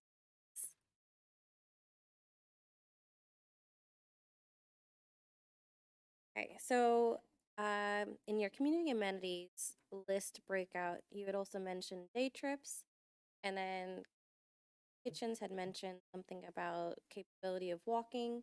Is this facility providing a shuttle to go to the Walmart or Pittman Center, the movie theaters? That is something that we would, be reviewing, with the, with the residents and the residents, interests kind of, as we operate. We don't have specific plans to, own and operate like a regular shuttle necessarily, if that's something that, is needed or desired of the community. So, when you're talking about like these day trips, you're thinking that the community within those that live in here would say, "Hey, we're gonna go to, I don't know, Hamburger Mary's on a Tuesday." Everyone that's able to come join. Is that kind of what you're talking about, a day trip, or how are you envisioning them kind Yeah, of being? it could be, or, folks want to go to a play or a show or what have you. And, we would, if we didn't have one, we'd rent a bus or a vehicle to do that. Okay. So, with that being said, how would you incorporate shuttle or potential bus parking for that opportunity? I'm seeing on here that it's purely just circulation. You circle through, find a parking spot, and you get into the building. The bus wouldn't be there, full time. We would just, we'd rent it for that, for that event. Okay. So then next question, the wire fence. I'm seeing that there's a note of the wire fence being poor condition on all sides. Is that intended to remain, or is there a goal to move it, update it? The existing fence? Yeah. That our intention is to remove that. Okay.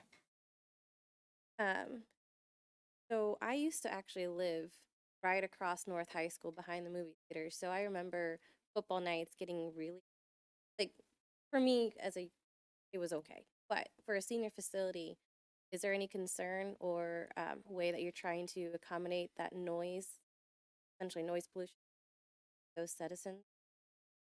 We're our residents, we never get noise complaints on any of our projects.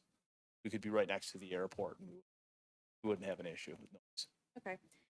And then I'm seeing that you've got first floor patios, which is really nice, but the upper floors have their own privacy balcony of sorts. Patio or concrete patios on the floor. Are they going to have some privacy element? More so because I see this nice court you have on the inside, but there's really no definition between privacy and ground area. Privacy fence, or is it just going to be a slab with nothing in a private area versus?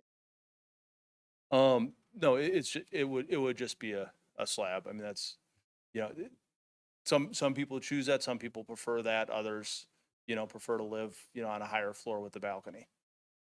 And so I assume this kind of design concept has been in your previous projects as well. Is that right? Where you've got an open ground floor patio? Yes. So there's not been a concern of safety? Like, I don't know. I'm always really cautious of having something easily accessible. So like those that are facing the parking lot, if you're sleeping, you don't know what may happen. I mean, I'd love to say that we live in a safe city, but things happen. any security measures that's going to be implemented for those doors facing more of that public way? We have not had an issue. And so speaking of the patio, you mentioned the HVAC closet for the balconies above are going to be outside. Where are they going to be located on the ground floor units? I am confirming that. I sent my guy a note to make sure I knew where that was, and double check that they are in fact on the outside. Okay. So I am confirming that. And then on the north side, you don't have to flip. Oh, actually, for everyone, there's one particular on the north side that's a little bit bigger, and I see that ADA icon. This is just a curiosity question. Is that kind of a new design standard to incorporate one specific larger unit? Or is that, But are you looking at the floor plan? no, go back a couple pages, another one. Yeah, so scroll into the very north far right garage unit. Okay. I'm Eric Daniel, CNS Engineers. My address is 4136 Route 24, New York. To answer your question on that, FHA requirements, it is a wider, unit is wider because it has a man door. Access the garage. Okay, so with it being an FHA requirement, is it similar to ADA conditions where it's based purely on occupants? Is how many you need to have? Or is it just one and that? I'm sorry, Sorry, I'm probably speaking too far from the microphone. So you said that the 188 garage with the man door is an FHA requirement. Now, is that based on the overall occupant, similar to how you need to have ADA parking stalls, or is it just you need to have one to accommodate to be for FHA requirements or whatever? Does that make sense? yeah, I believe so. What your question is the number of ADA accessible garages. Yes. Is that number based on an FHA requirement? Yes. Required to provide one. In general, so it doesn't matter how many tenants you may have or how little? Correct. Okay. All right. Answer one question back, one of your questions you previously. One of the things, our site about the noise in ball games, our building's going to be set down a little bit off of North Douglas and have landscaping. Okay. Part of the requirements. That should help buffer some. I just wanted to make sure that that acoustic noise was taken into consideration. Thank you. And then one last question. So it's about the courtyard. I'm seeing your lighting plan. You've got lots of good lighting on the parking, but none on the courtyard. Are you depending on wall sconces along the interior facade to light the courtyard? Yes, there'll be wall sconces on the patio for that. The intent is try to don't like to over illuminate close to the apartments because we want a lot of light coming in the building. We try to provide enough to be able to see and for safety. Fine line, we walk there. Okay. Thank you. That's all the questions I have. Appreciate it. Thank you. Okay. Thank you, Commissioner Ford. Commissioner Benbrook? Yes, thank you. Shannon, I got a quick question for you. Walk me through this site plan and the entry into this facility. It's a windy, curvy road. Looks like one I drove down in San Francisco several times. Walk me through the design of this. I'm sure there's some rationale behind it, and I think I know, but So you'll enter in on the west side here. Yeah, it is a little bit of windy road, and that's due to the topography change throughout the site. that also due to trying to align it with the drive access at North parking lot, at least I'm at North High School parking lot. Correct. That's why it's placed where it is. So, and again, questions. Was there any design work instead of curving it southward, curve it northward? Was there concern about how close you're getting to the intersection? My concern is that the two drives are pretty close together, and if one's turning right, one's turning left at the same time, it could cause a little confusion. So I just am curious as to how we ended up with this design. I believe that this Susan Berry can answer that question for you. Perfect, thank you. Barry, City Traffic Engineer. Are you asking about the entrance to the south? Yes. That is a gated fire access only. Okay, so we have one main entrance Correct. that everybody will be using. The other one is just emergency. It'll be gated emergency only. Okay, perfect. Thank you. That answers that. That's all I had. Thank you. Thank you, Commissioner Benbrook. Commissioner Tuchinski, did I say it right? That's fine. Tuzinski. Yeah, Tuzinski, we're good. Just one quick I question. said it the right way the first time. Yeah, you did. You did. One quick question for the owner. Real quick. And this is just for my 75-year-old parents. They like pickleball. I don't see any pickleball courts. I'm almost wondering if that's going to be a request. Is there any thoughts of putting one in a courtyard or whatever? Pickleball has become very, very popular for all ages, and actually by me they're putting in one of these giant indoor pickleball facilities. We have not. It's also a full employment act for orthopedists. It's a surprisingly dangerous sport, but I imagine someday there will be a community that we put in that does have pickleball. Yeah, because I know my parents and their friends. A lot of them do play still. So it's better than tennis, right? So. Ron? It's fun. I played myself. It's a lot of fun. All right. Thank you very much. Appreciate it. Thank you, Commissioner Tuzinski. I have a few questions for the applicant. We like to wait till you go all the way I back. probably should just stay here, right? Right. These are more just curiosity. So when someone needs to be buzzed in, does it call the resident's cell phone? No, the office. Oh, okay. So the office will, because it's all one build. That's right. It's one building. Okay. It's all in a single building. Okay. Okay. So I'm just curious about the parking garages. Do you have any communities where you actually put the garages below the apartments in the same building? We do not. Okay. We do not. We keep those separated and, kind of on the other side of our loop road. Okay. Building on top of a parking podium is a whole nother level of construction. Okay. I just thought for those of us in our golden years, we might be too old to walk across the parking lot. As Commissioner Kitchen said, the golden years. So I'm not holding that against you. Sure. So, and that's, I was just curious. I assume that the people that use the garages are ones that are willing to walk across the lot, and probably the rest of the tenants are parking close up to the building. Okay. Let me see here. Do you have any communities where you have a pool? No. Okay.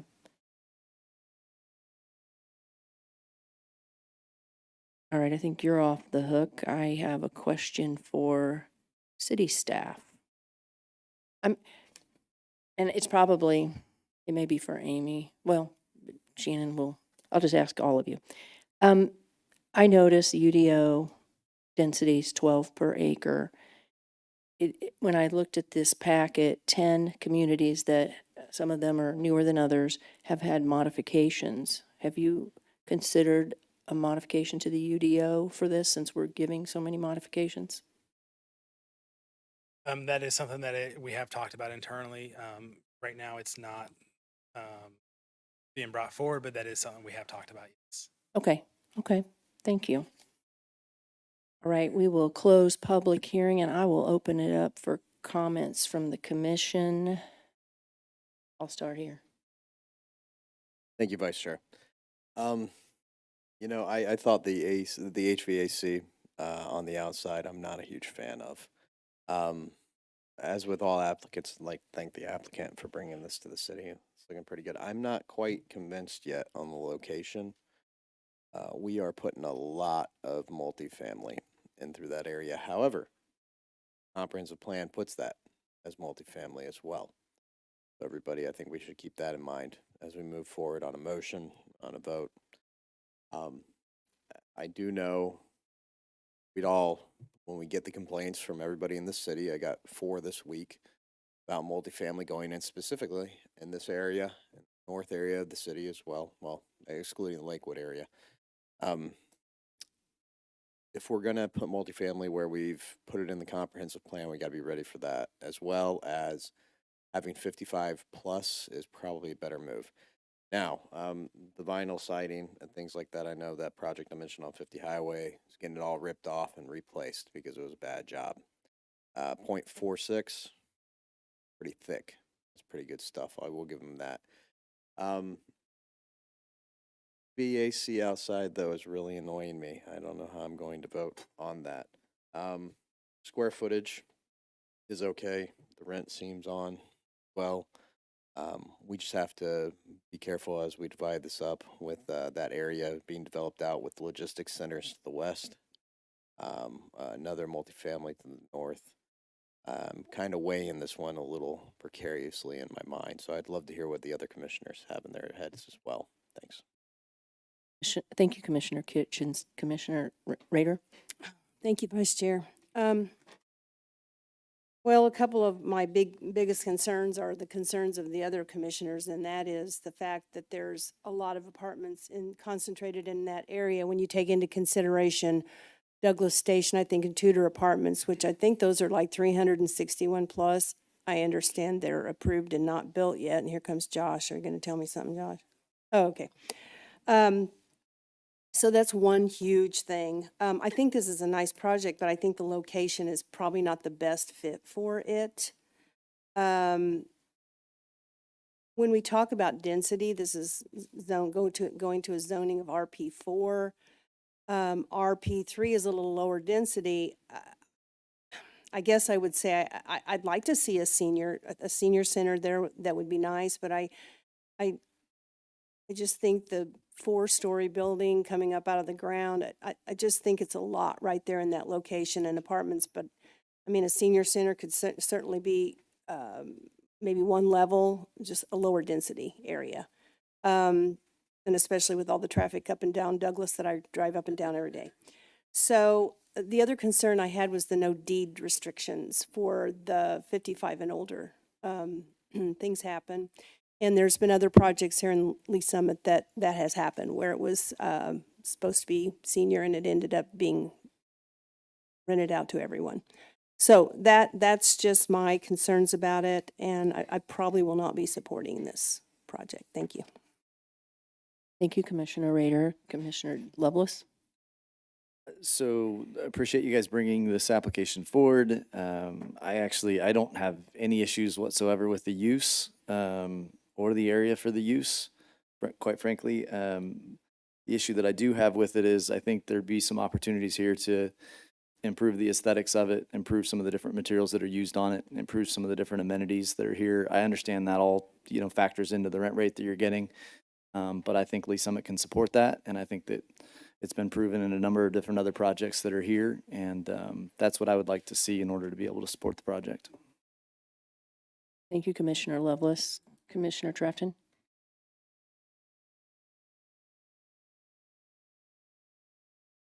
Okay, thank you, Commissioner Ford. Thank you. The only comment I have to say is I like the project, but I don't know if I like the location. That's all. Thank you. Commissioner Benbrook? Yes, thank you. It seems like a lot of talk about location.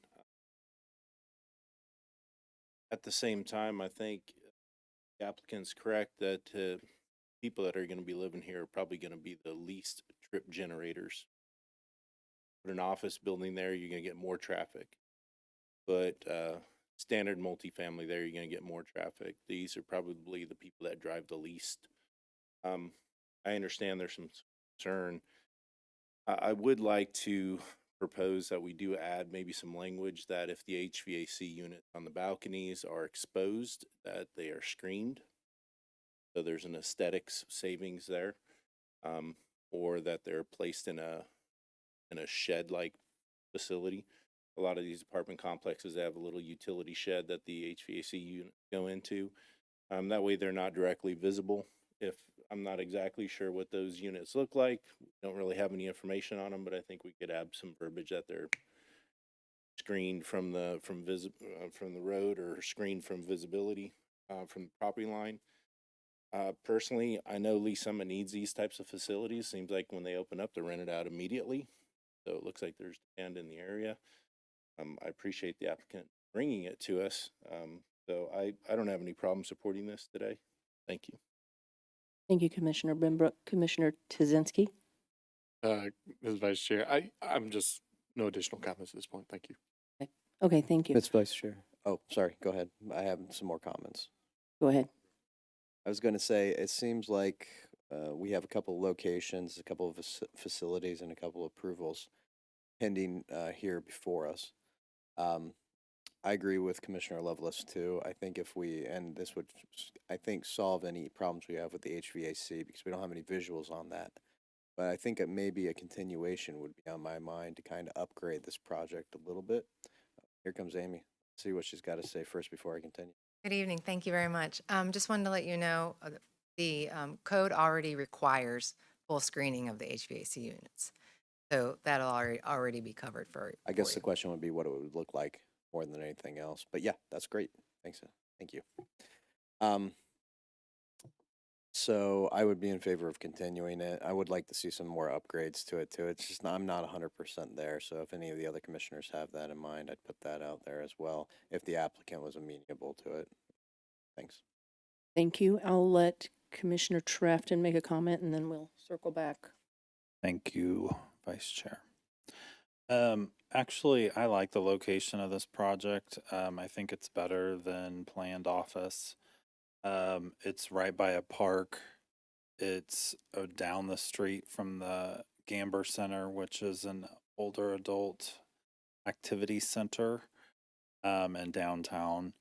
I also have some concerns just about the quality of the finish on the product and how it's going to wear over time. So I share some of those concerns. But I don't have a problem with the zoning to RP4. So I'll leave it there. Thanks. Commissioner Tazinski? Ms. Vice Chair, this is for the owner. You guys are based out of St. Louis. Is that where your other developments are at? I'm located in St. Louis, but we're actually headquartered out of Western New York. Okay. We have developments in New York, Pennsylvania, Ohio, Indiana, Illinois, Michigan, Missouri. We have a second community in Independence, and then also Kentucky. Can you verify, do you have the same similar vinyl type siding on all of those developments, or is that just what you're proposing on this development? That's what we're proposing here. We do have other developments that we have used other vinyl and other exterior material products. Because I mean, and I may be wrong, but Excuse me, Mr. Tazinski, I think we need to open up public hearing again. Yeah. comments, isn't it? Okay, my apologies. But we can go ahead and open it up. You want to open it up? Yes. Okay.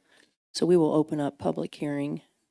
I guess where I'm getting at is, as I know, in St. Louis, vinyl siding is used way more than it is in Kansas City, and I think that's something that is more regionally there. I know there's a lot more stucco and other things. I don't know if it's EFIS, but there's other materials that are used, locally that are more, like some people say, maybe a little nicer quality. Even though, I mean, I grew up with vinyl siding in St. Louis, and I get that. I don't know what our code says, what we can ask for and what we can't ask for. I know we have a code. The code says you use these materials, and it's their choice. But I mean, go ahead. Did you say you had a sample with you? I do. Okay, that might help Yeah. just to see one. Yeah, Case of samples. nice.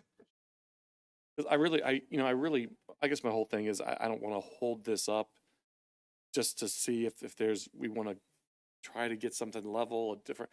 Because I don't think as a commission, we're really giving any more direction than to say, we want to see it nicer. Well, what is it that you want to see? And I don't really want to, or feel like it's worth continuing if we don't know what that is, or just put it back on staff to make that call.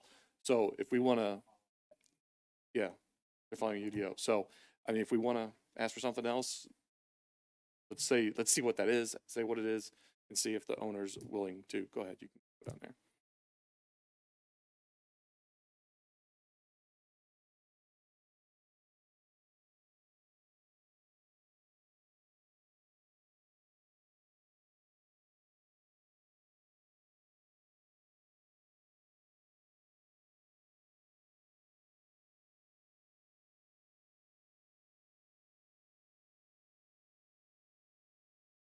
These are multi-year materials. I mean, how often do you replace this? Is it a 30-year material? Is it a 50-year? I mean, is there refurbishing?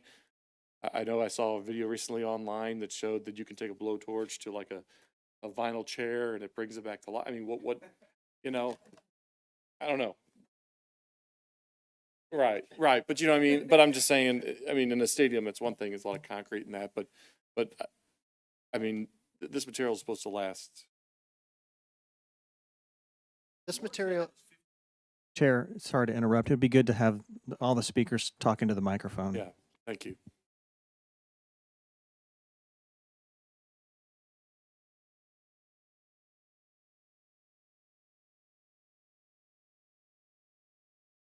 Okay, I guess the heavy gauge product has a limited lifetime warranty. Okay, since we're back in public hearing, do we have any more questions? Would it be all right if we took a moment and talked a little bit more about the HVAC? We've got some additional. Okay, all right, go ahead. just for clarification on the HVAC units, they are a small unit that will sit out on the balconies. But they are screened. On each balcony, we will have railing around it, so that will help screen them on the balcony, so they're not going to be sitting right out the wide open. Thank you. I have a question there. Okay. This one's for city staff. Amy knows the question that's gonna pop up right now. Does railing qualify? Yes. No. So during the final development plan stage, when that would come in, that's when we'd be working with the applicant to let them, to give them those full screening requirements, but they would have to do that more during the FDP stage. Awesome. And the full screening requirements, I'm not expecting you to have that right off the top of your head, but it is at least opaque barrier of some sort or solid. We typically ask for that and also like it to be something that would blend and be complementary with the architecture and the materials being used. Perfect. Exactly what I wanted to hear. Thank you, Amy. Thank you. Okay. Commissioner Lovelace? Thanks. So then, as a follow-up question to the applicant, what's the size of the balcony, and then how much of the balcony does the HVAC unit actually take up?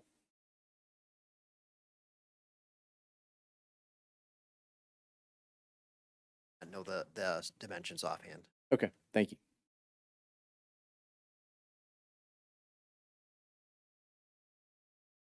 Okay, I think we're good. We will close public hearing once again and go back into comments from the commission. No additional comments. Okay. Mr. Trafton? Thank you, Vice Chair.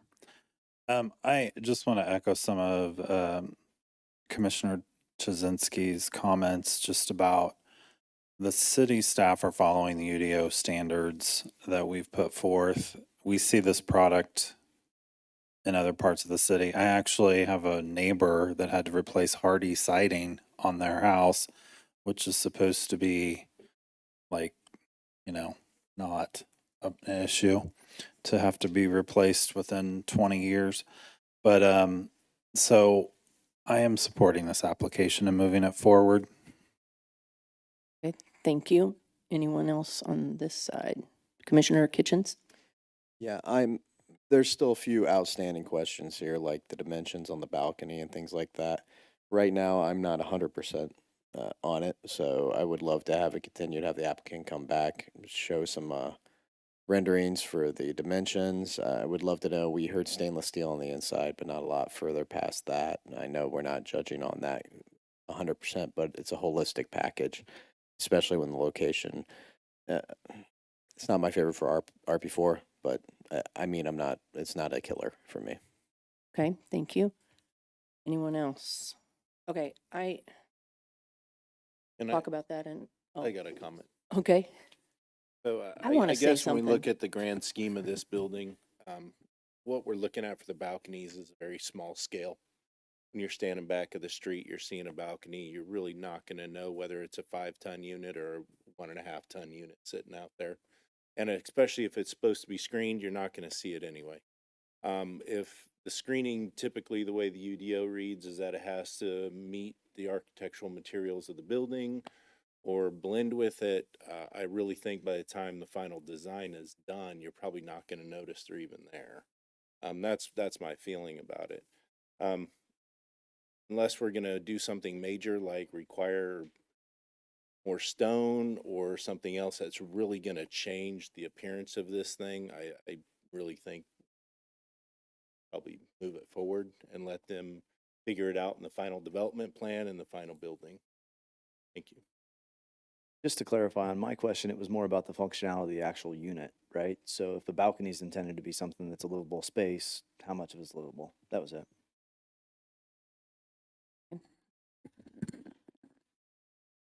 I have a few points or a few comments that I wanted to make. I agree with Commissioner Rader about the deed restrictions condition. I would like to see that in there, just because about having the deed restrictions, because things change over time. If you were to sell the property, it just, I feel like it adds an extra layer of protection for us. As far as the HVAC on the balcony, I understand it'll be screened. Sometimes I think the noise is annoying, to have an air conditioner on the balcony, but I think that sounds like the way you've been doing these projects, and they've been successful. So the other thing I wanted to say is, I was at the CEDC meeting last night, and the Lee Summit Police Department has a safe rental properties program. And if this moves forward, I would encourage you to partner with the Lee Summit Police Department. They are working with communities, apartment communities, to help our citizens be safer. And I think it's a really great program. There's a lot of benefits. It's actually if you go to Safe Rental Properties, Lee Summit, Missouri, you will pull it up. But I think it's a very good program. I was very impressed with that presentation last night. So I just wanted to add that in there. I do not really see a reason to continue based upon the concerns that we've presented as a commission. I think we are within the UDO with this, and I would like to see it move forward with a motion if we're ready to do that. And let me see, that's you, Randy, right? Yes, that'd be me if there's no more additional comments. Put it to a vote. I move to recommend approval of application PL 2023-120, rezoning from PO to RP4 and preliminary development plan, Clover Communities, Lee Summit, 830, 840, and 900 Northeast Douglas Street, Clover Communities, Lee Summit, LLC applicant. Can I get a second? Okay, thank you. Can we get a vote, please? Mark Kitchens, Yes. Cindy Rader, No. Jake Lovelace, No. Dana Arth, Yes. Terry Trafton, Yes. Tanya Jonna Ford, No. Randy Benbrook, Yes. Chip Tuzinski. Yes. What is the count on that? Okay, so the motion carries and the application has been recommended for approval.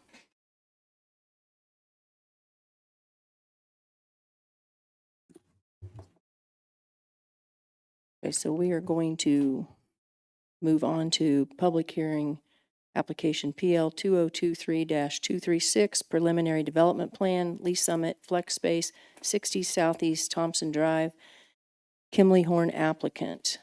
For those who are wishing to give testimony or speak on this application, could you please stand and be sworn? Do you promise to tell the truth, the whole truth, and nothing but the truth, so help you God? Thank you. Does the applicant have a presentation at this time? Point of order, Mr. Chair. Sorry. Just putting it out there, I actually serve in the clergy with the applicant, so I will be voting on this. We have no financial ties whatsoever, but I will be voting on this strictly on the merit of the project. Just Okay. know the applicant from before. Thank you. Thank you for letting us know, Commissioner Kitchens. If the applicant, when you're ready to give your presentation, if you will give your full name and address for the record. Yep. Matt Hendrickson, 1507 Northeast Wall Street, Lee Summit. Okay, thank you. Yeah. I'll be nice. I know staff has their report after mine, but just wanted to talk a little bit about the concept here, the inspiration. We provide small incubator warehouse storage units that are aimed towards entrepreneurs, sweaty startups, I'll call them. Anybody who's operating out of their garage and been kicked out due to growth or their loved one or whatever it might be. So we do have a location that we're finishing up in Blue Springs. It's 34,000 square feet, and we're currently 75% leased. We're finishing this month. The reason we're going through the PDP process, as I understand it, is we have one facade that we're seeking approval to be just all metal panel, as well as the use of metal panel. Understand it. So here's a few pictures of our current project in Blue Springs to give you some concept idea. We're using similar materials on the Lee Summit project. We have samples here. It is a pre-engineered metal building that we try and doll up with a good aesthetic. I'll defer to Patrick, who's here, to chat a little bit about our site plan. He's our civil engineer, but wanted to mention that really feel like this project fits a need in a community that offers a 1-year minimum lease length at an affordable price with a flexible use and flexible square footage. We see tenants, and some of these may not be appropriate for the light industrial zoning of Lee Summit, but what we're experiencing in Blue Springs are plumbers, HVAC. We have a podcast. We have sports training, soft tissue. We have e-commerce. We have stagers for home sales, 3D printing companies. Anyway, so it fits a broad audience that we affectionately call it the starter home of industrial space. So I'll turn this time over to Patrick. Thank you, Mr. Could you please state your name and address for the record? Yes, it's Patrick Joyce, 436 Northeast Brockton Drive in Lee Summit, Missouri. As Matt said, I'm the civil engineer for the project. I'll go over the site plan here. I guess first, though, I just kind of want to cut to the chase. So the reason that we're really here, with this preliminary development plan was to seek 2 modifications from the city. We do have the appropriate use for the zoning, but we felt that we had a couple of modifications that we could bring forth that hopefully made sense to you guys. It definitely made sense to us. Of course, those modifications in bringing forth the PDP meant that the city could require a sidewalk along Thompson, which we are agreeing to. So we are going to do that.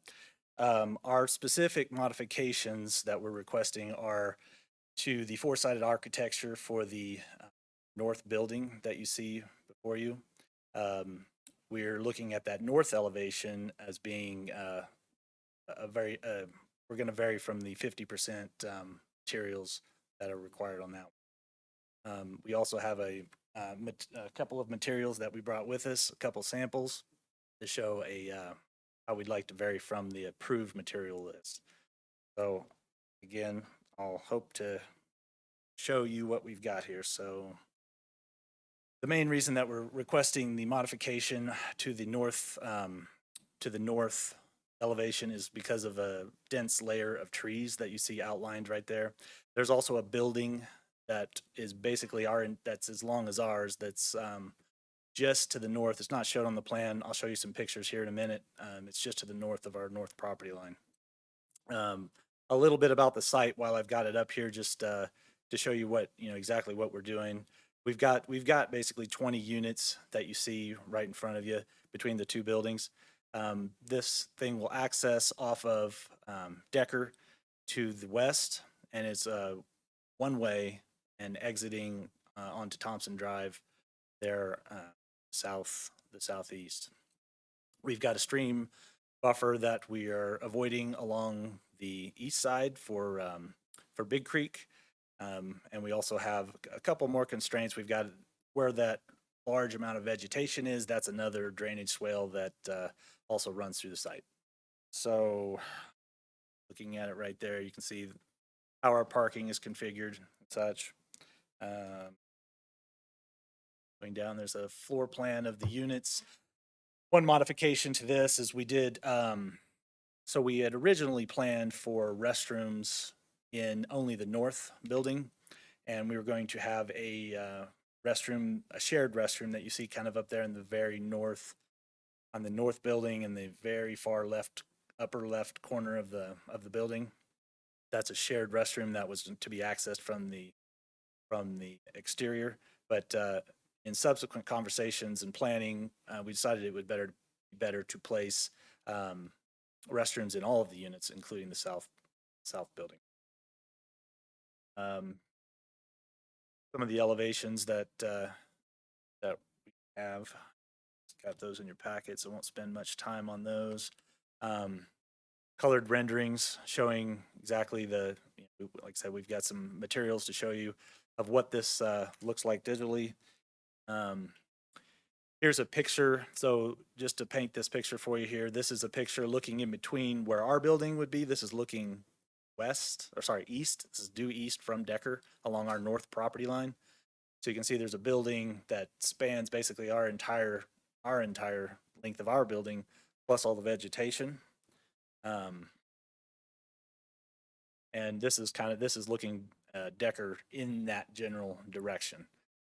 Again, so we're seeking a modification to have basically more of a flat one type material across that north elevation, similar to that. North elevation's the one right there in the middle of the page.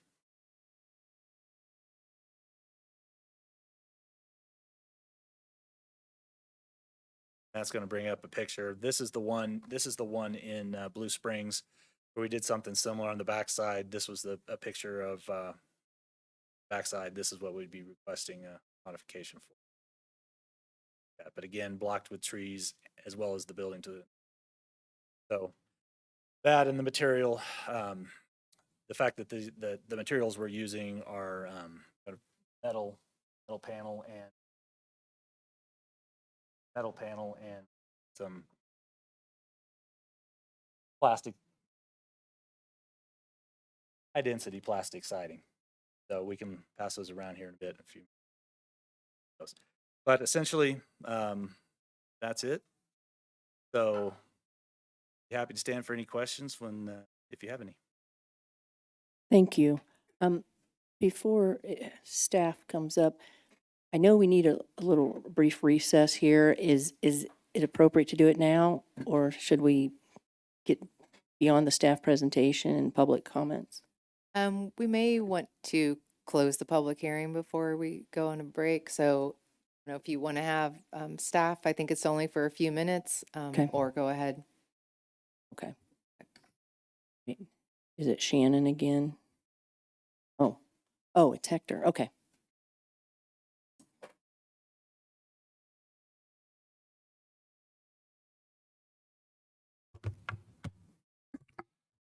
Good evening, Hector Soto Jr., Senior Planner. I'd like to enter into the record Exhibit A, list of exhibits 1 through 17. Exhibits 1 through 17 noted and entered into the record.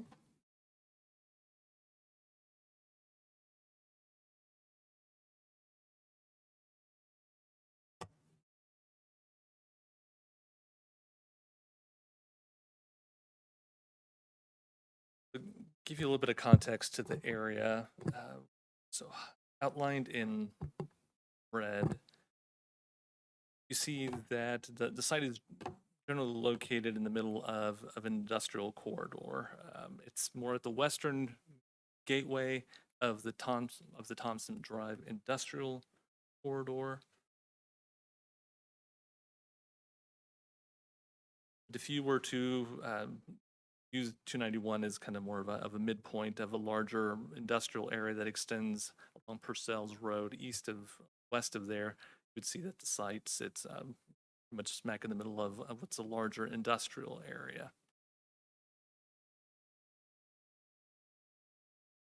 So the site here is denoted by the star in this area that in our comprehensive plan is identified as industrial, shown here in amethyst. To the northwest of the site, you see a mixed-use area where you have a lot of existing industrial uses, and that's shown in the blush color. Across the street, you do see commercial. That's more of a salmon color, more of a sockeye variety, not Atlantic.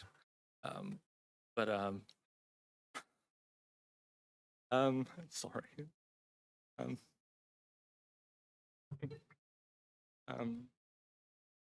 Throw me off here. Okay.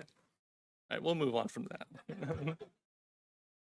Okay, as Mr. Joyce already pointed out, the site as a whole is composed of two buildings. There's the north building called out as identified as building, what we'll call building B, south one being building A. So it's two 12,000 square foot buildings, so for a total of 24,000. As has been pointed out, the entry into the site will come through Decker and exit out in a one-way fashion, clockwise and exiting out onto Thompson Drive. Here you can see the building kind of chopped up, at least at this point, into 1,000 square foot tenant spaces with some of the end caps being at 2,000, which isn't to say that someone couldn't lease out maybe perhaps a couple of them and join them together, maybe make some larger spaces. But right now they're looking at some 1,000 and 2,000 square foot tenant spaces. So here's some of the color renderings that you've already seen. So, it's got a contemporary aesthetic to it. You've got the contrast between the darker metal panel, and then you've got the engineered wood accents that provide some warmth and contrast between the two materials. So the modification request is for that north side of Building B, the north building, where it does face, yes, it faces in that cardinal direction, faces north toward that adjoining office building or office warehouse industrial building. That's off the screen here. Actually, it's not visible because of that existing tree line through that natural drainage area. So the request is to the four-side architectural requirement, which the UDO states that architectural details and embellishments have to be extended to all four sides of the building. But given the characteristics of the site where you do have this established tree line along that north drainage, natural drainage area that will not be touched, staff is supportive of that requirement or of that modification request. You do see that on the backside, the way it slopes, there will be some downspouts, and to provide some additional relief, although it doesn't include it in this particular photo of an existing facility, provide some profile or some relief, some shadow lines.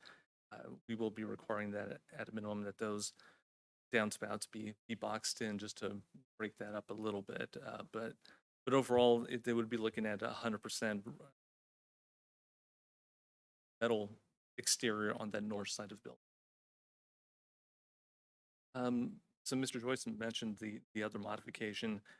So technically, it's technically not a modification in the sense that our ordinance states that metal paneling can be used by right or in an incidental manner for trim, standing seam metal roof and the like, or as approved by the Plan Commission City Council. So on a case-by-case basis, the Plan Commission City Council can evaluate and make recommendations as to the use of metal specific to certain projects.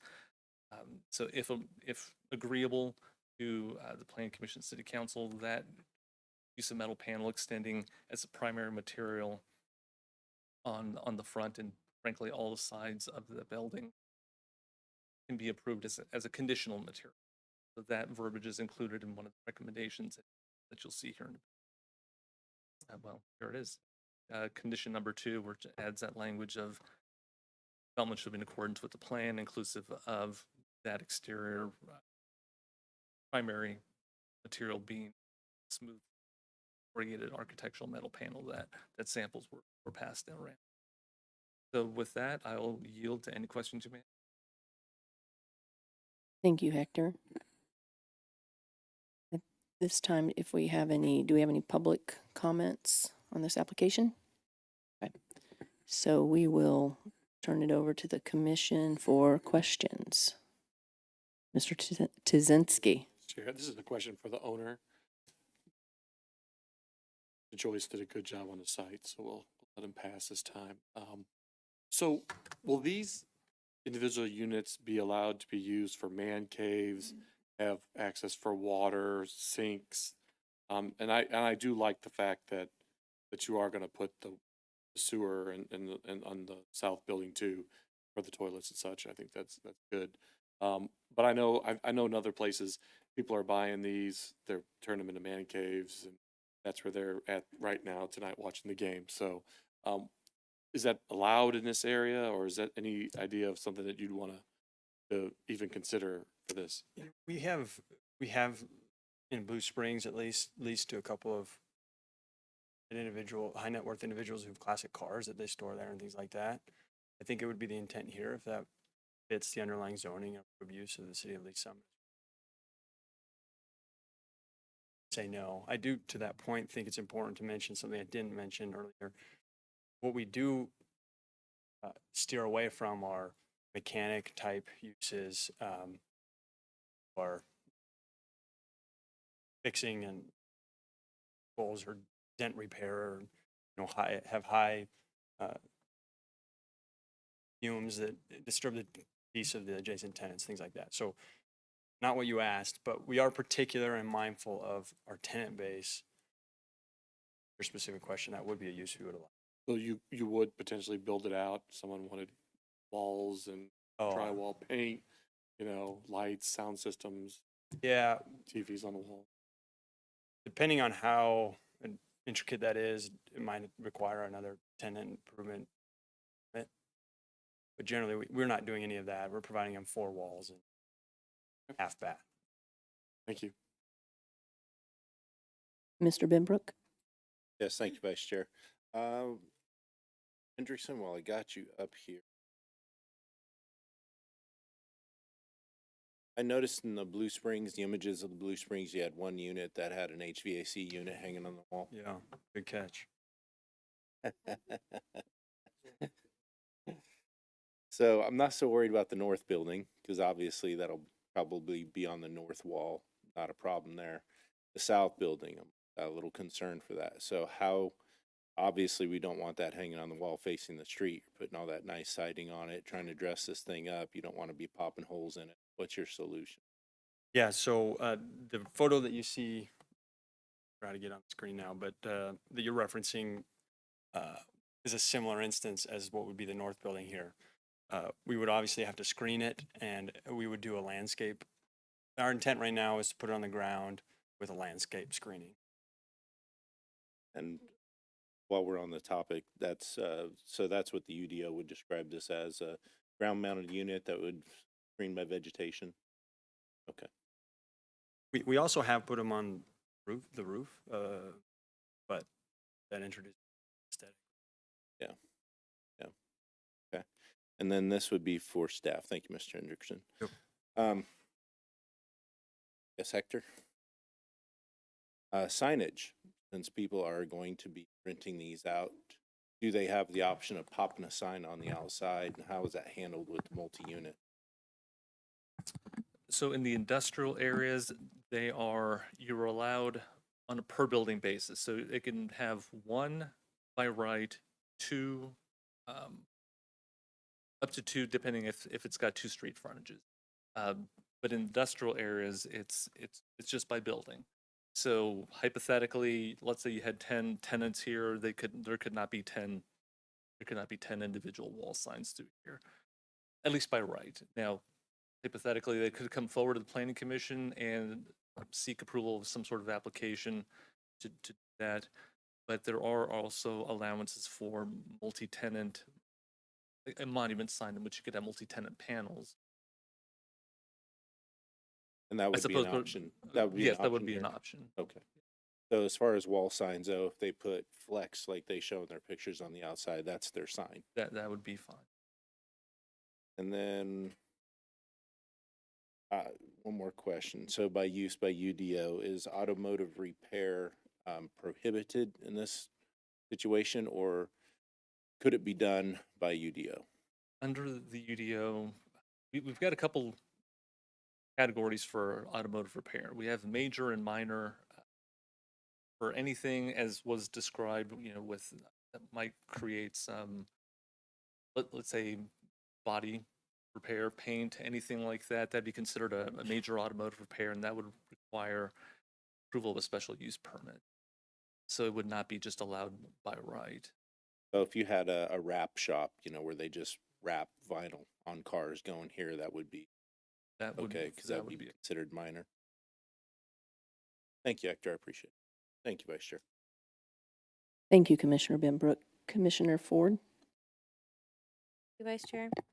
So I have a couple questions for the applicant.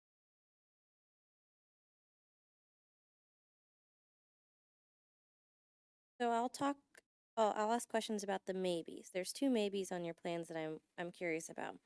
One is the gate to the entrance. It says if budget allows. What would you do as an alternative if it's not allowed? The reason I'm asking the question folds into my next question. Yeah. You talked about entry from Decker and then going out the south entrance, i.e. a one-way.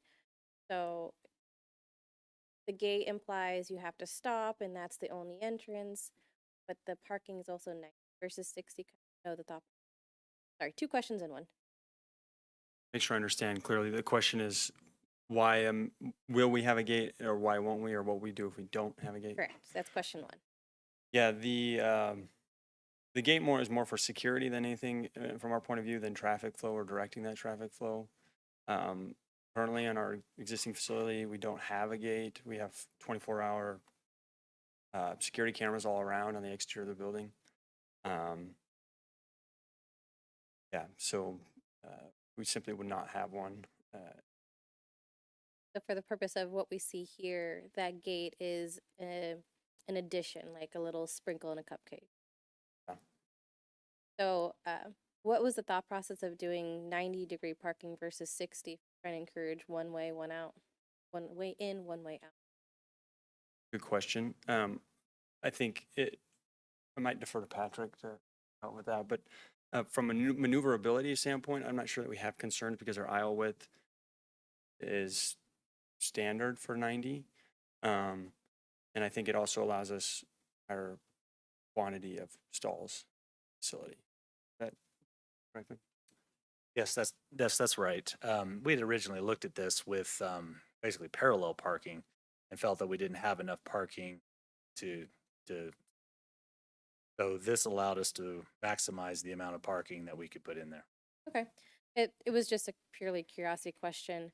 Now my last question, yes. In between each of the the units, you've got doors that are kind of back to back, like books, and then in front you've got a striping indicate there's no parking. Is that intended to be striped parking, or is it supposed to be some kind of like vegetation, grass, or something like that? That would be pavement. It's just striping to deter parking in that area. And the reason between that versus decreasing pervious pavement or impervious? Don't have a good answer for you, other than we just all pavement there. Okay. Thank you. That's all. Thank you. Commissioner Trafton? Thank you, Vice Chair. My question is, I know that under condition 3, you're asking for a 5-foot sidewalk constructed on Thompson Drive, which they've agreed to. I'm curious as to why there is not a sidewalk, or is there a sidewalk on Decker? I guess that's my curiosity.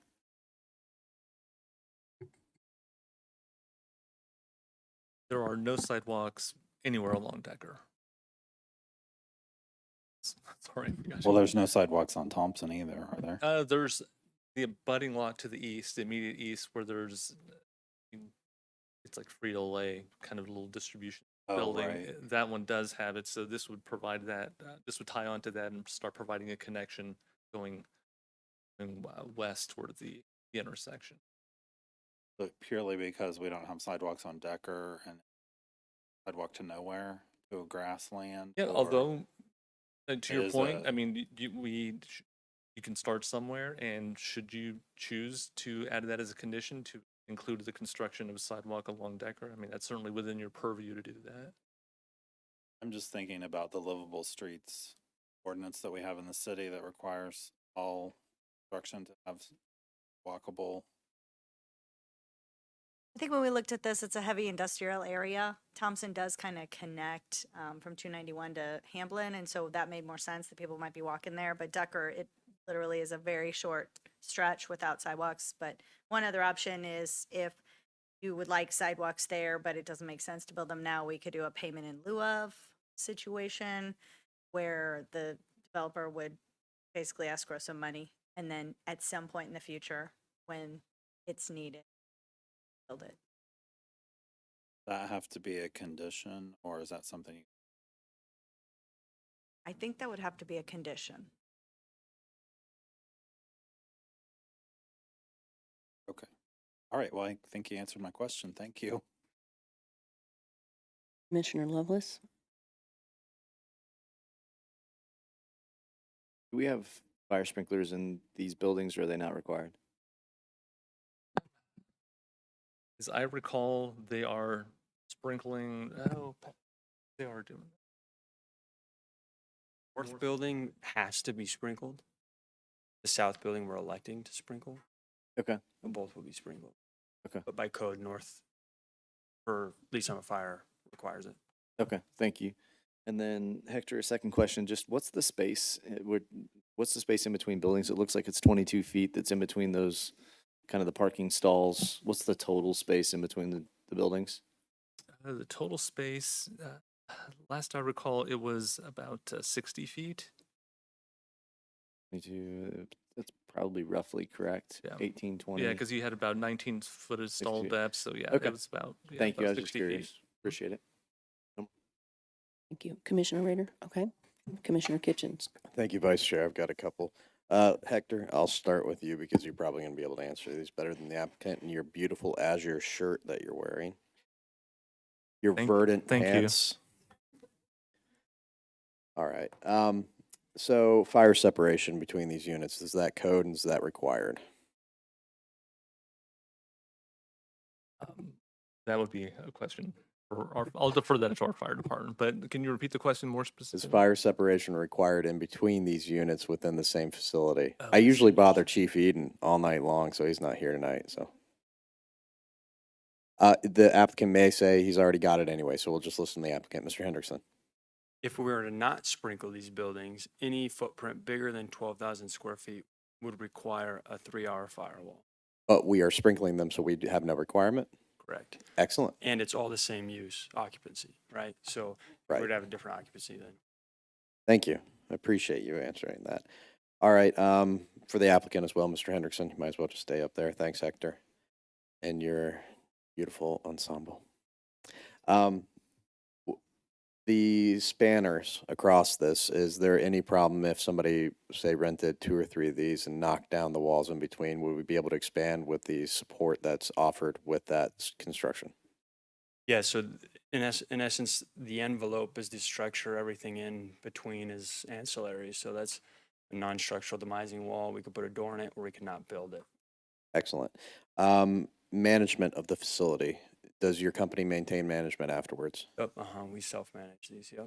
Perfect. And your, how many of these do you currently manage, or is the goal? 34,000 square feet right now in Blue Spring. That'll work.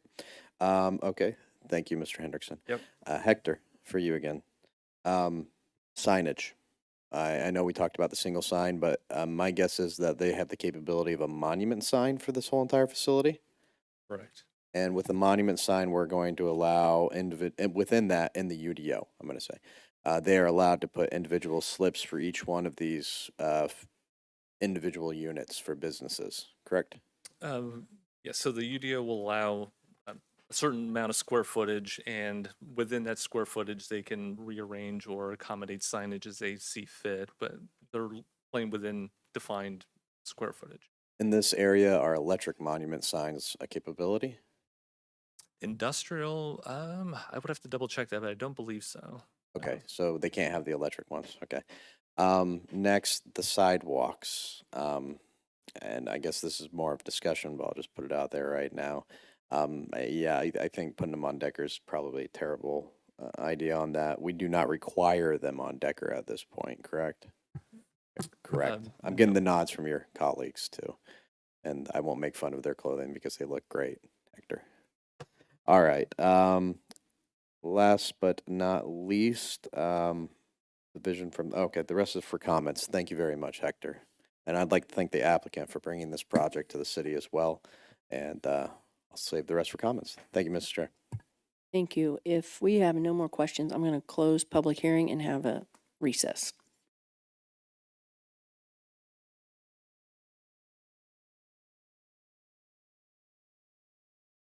Yes. Thank you.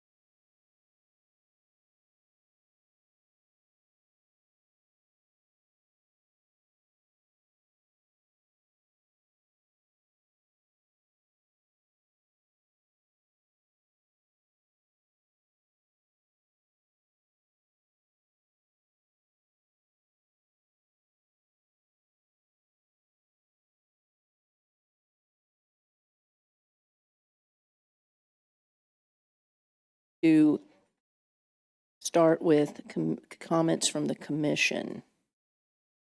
Wait, I forgot to ask, I think if there were public comments. No, maybe I did ask that. Can't remember. Okay, so we can go ahead and resume with comments from the commission.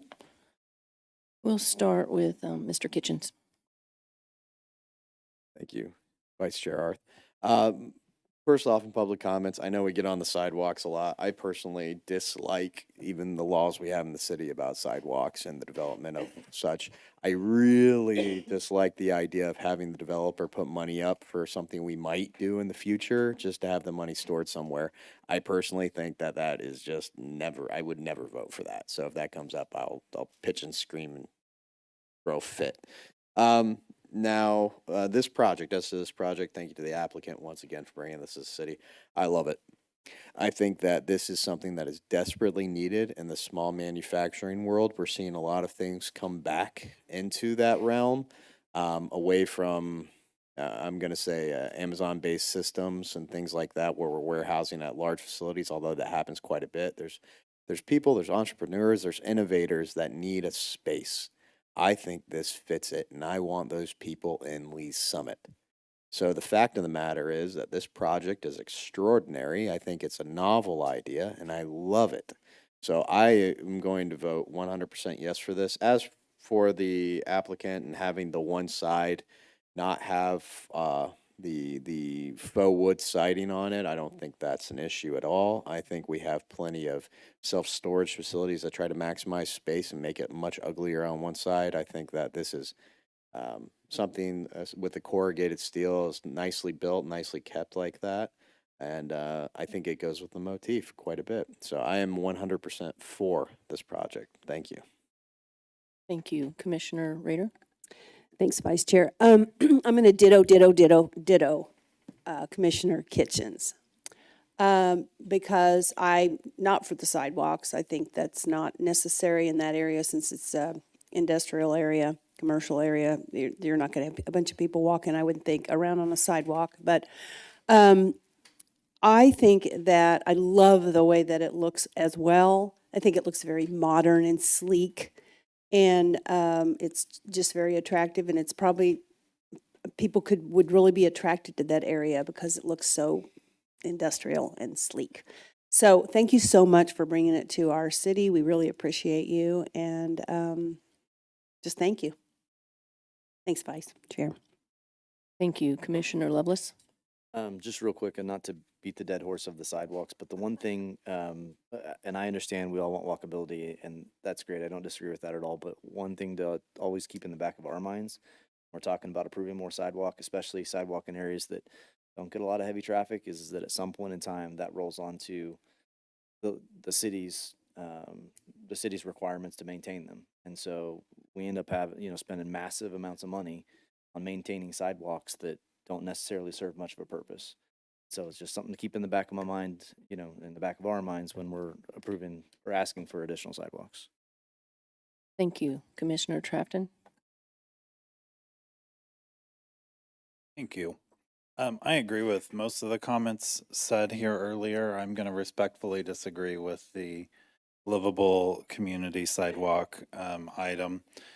We have that here for a reason. We are all very privileged to drive around in nice cars in this community. The reason we have the livable streets ordinance is because there are lots of people in this community that don't.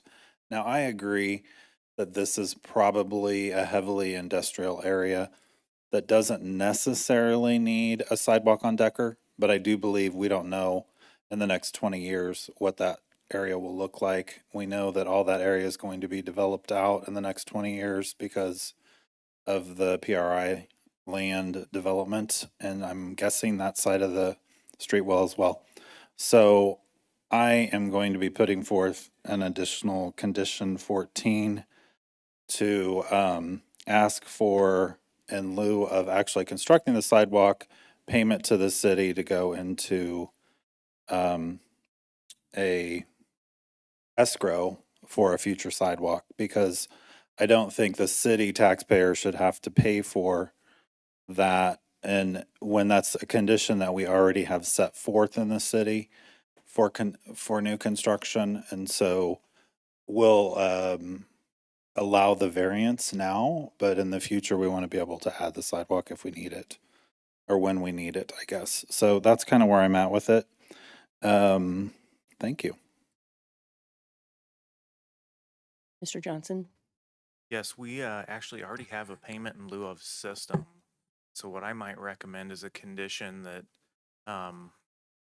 would take the length of sidewalk and have the applicant place the commensurate amount in the payment in lieu of system, something like this. I'm spitballing right now. If you want to go down that route, I guess what I'm saying is the payment in lieu of system is based on the area of sidewalk you do. And what you do is the city takes that money and it has to be spent in the same address grid. So in other words, it wouldn't be held till Deckard needs it. It would be spent in the same general area of the city. And we already have that ordinance on the books.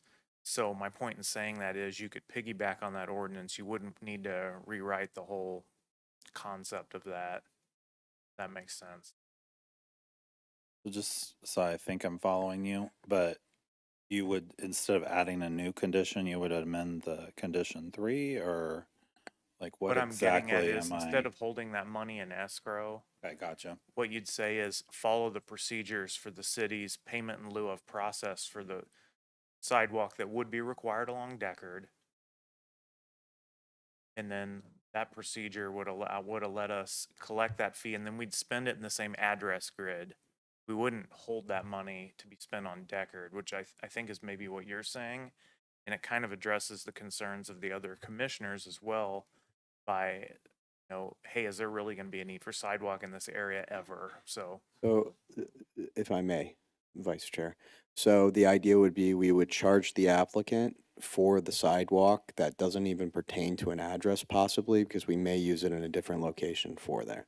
yeah, we actually already have that in our ordinance and it has to be spent in the same part of the city. It's not completely detached. There are legal requirements. I understand. Thank you, Mr. Johnson. I move that we, not move, that's a legal statement. I can't say. You saw Dave's eyes pop up there.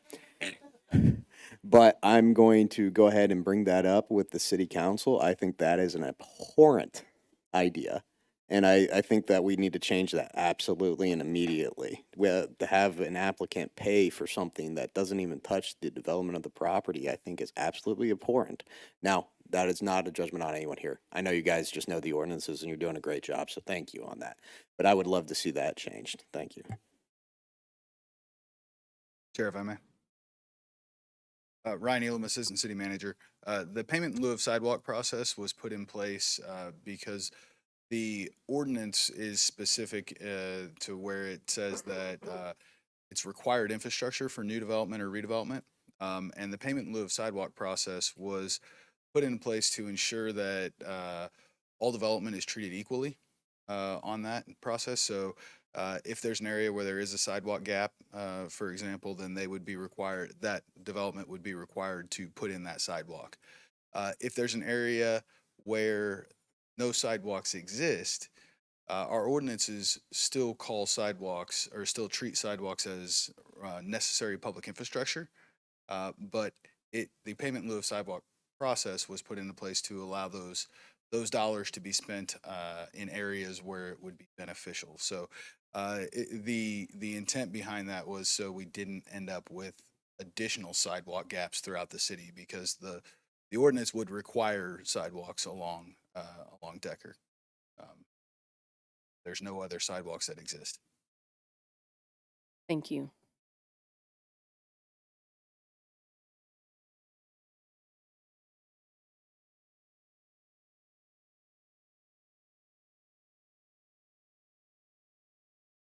Commissioner Ford, did you have any comments? Yeah, just I really do like this project. I think something where hobbyists, entrepreneurs, or people who take up their wives' basements can go someplace and have something that's a little bit more functional. Thank you. Commissioner Benbrook? Yes, thank you, Vice Chair. Again, I'll echo what has already been said. I like it. Glad it's here. I think it's got some great uses. I think it's going to be leased out pretty quickly. One thing I would like to bring up is we're constantly, as a panel, sitting here asking ourselves, do we need more impervious concrete? And half the time we're trying to pull it out of parking lots. And here we're considering putting it into an area where it's never going to be used. So I don't think I support a sidewalk on Deckard, especially when we're looking at carbon footprint and the fact that we're trying to pull stuff like this out of parking lots to make drainage better. It just doesn't make sense to me. So thank you. Thank you. Commissioner Tuzinski? Thank you, Mrs. Vice Chair. You know, I think there are some really key things that our assistant city manager said. We want to be fair to all new development coming in. And in some places, we require sidewalk on 2 sides, multiple sides. In some places, we don't. In this situation, I agree, Decker makes no sense. But I do disagree with my esteemed colleague at the end, that there are good opportunities and good times when sidewalks can be escrowed or can be put into another fund to be done later. I like the idea of putting it into the existing program so that it could be used within the general area to fill in a gap. But I think the overall idea is to be fair. And I think in this area, I know our applicant decided to put the longer piece of sidewalk along, I forget the name of the street, but on Thompson, where there's already an existing piece. So we're starting to build on that. But I think they're also asking us to do something different, which is to give them the full metal backside, which, I mean, I hate to say it because I agree with it because I think there's good buffering there, but the building just on the other side has full all the way around the same veneer or the same siding on all the way around. So that person, that applicant a long time ago was put in under the full. We're saying, no, you don't have to do that. On this one, there's a fairness there, but in exchange, we're getting a sidewalk. And I hope that we can get the other sidewalk that would have, the length that would have been along the side street, put into the whatever we're calling it, the sidewalk payment in lieu of later program. So we've got a lot of different ideas on this council, so it's or on this board. So I hope we can come up with how we're going to move forward with this. But I would like to move forward with this because I think it's a great opportunity. But I would like to see that Decker side piece be put in program for sidewalks later within the general area. So thank you. Vice Chair, Yes. would you like me to Commissioner pitch my fit now or after your comments? I don't have any yet. Okay, well then I'll continue. It is completely unfair, in my opinion. We developed these lots out specifically with the idea that they are responsible for that parcel, and therefore they are the ones to develop out the sidewalk along those areas. Now, I understand what you're saying, to be fair, but this commission wasn't here when that building was built. This commission wasn't here with a lot of buildings that are built that we would have done differently. This is our decision now to decide what we're going to do instead of trying to drudge up the past on what was fair then or now. And city staff is doing a great job of keeping us informed about what's in the books, but it's up to us to make sure that it's something that makes sense and is common sense in Lee Summit when we do these things. And to follow the rule books too. But quite frankly, having somebody pay for something and then having the city decide what's best for that money when they are developing a single parcel, I think just goes against every grain on me. The idea that somebody can be charged for development of something that they won't see a benefit for because the city might see a benefit is something that fundamentally I disagree with development. And I don't want to see other developers who watch these meetings get the idea that, oh, even if we have that written in and it's going through and it's a good project, then we might be charged for something we won't see use for anyways. When quite frankly, that may be a different project where they were given the okay to not have a sidewalk and now we're deciding as a city we need a sidewalk there. So we're putting on a different developer.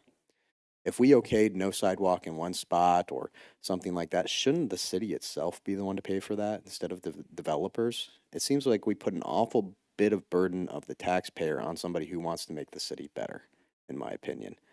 So I absolutely disagree 100% with the idea of putting that in escrow or on developing on deck. I don't think it needs it. We all said we didn't think it needs it. And now we're coming to the idea of actually taking the money and putting it into a pot to be used somewhere else. I mean, how far do we go down that rabbit hole? I disagree fundamentally with that, and I will vote no on that. Thank you. Commissioner Shrafton. Thank you, Vice Chair. I appreciate the discord here tonight and the discussion on this and these issues. I'm not going to rebut some of the things that you said, Commissioner Kitchens, just for the point of moving this forward. I think it's worth debate at some point, and we do have laws and regulations and ordinances for the city for a reason, and I have a point of order question. Since there is discord on this and me adding the condition that I will continue to add, because I believe it's the right thing to do. Would I do that as an addendum and vote on it separately, sir? So my recommendation would be, put the motion with the second, the main motion to recommend approval on the table. And then while that's still pending, make your secondary motion to add a condition and vote on that secondary motion, pass or fail. And if it passes, then it's appended to the main motion. Yeah, Then because you- I don't want then you to go back hold and- up the whole, I want to see the project move forward, but I also want to be able to have this other. Right, and treating it item. as a secondary motion then takes into account that it's clear you're not going to have a unanimous vote on that. Right, because I do support moving this project forward. I actually love the project, so I think it's great. Okay. I have a question. So there's been a lot of discussion about payment in lieu of versus whether or not it should be installed. Could there be something in there where it was an either or? So either the developer installed the sidewalk along Decker or provided a payment in lieu of? Mr. Elam? Chair, if I may. That's the way that it works. Okay. Well, I just wanted to be clear because we're having a conversation about what's required by the UDO and so forth, and it seems like it should be their decision if they're being required to do it, whether they pay for it or whether they put it in. So just making sure. Thank you. That is correct, and I probably didn't do a good enough job explaining that. The sidewalk is required infrastructure, and the payment in lieu was put in place in order to provide that option in case the developer chose not to put the sidewalk in. They're still responsible for the sidewalk there. So are you saying I Thank don't you. need to add the condition because of that, or I should add the condition? The project as it stands, does it require it? If we were to vote yes on it as it stands without any, would they be required to put in payment in lieu or a sidewalk? I don't think so because it wasn't listed, I don't think. Okay. But it needs to be a condition of approval if that's something. For this particular got you. application. Right. For this Well, I do particular have- application, it would be. Payment in lieu of sidewalk program for the cost of the 5-foot sidewalk along the frontage of Southeast Decker is currently the planned additional condition.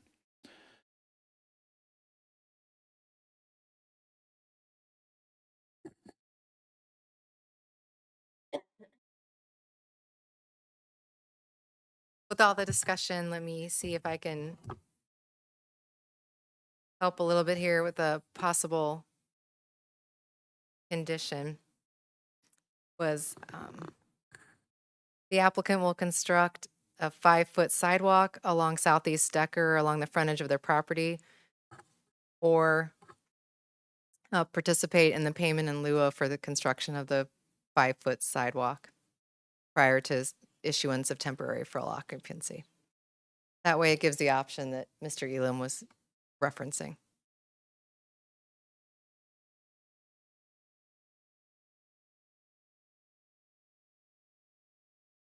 That makes sense.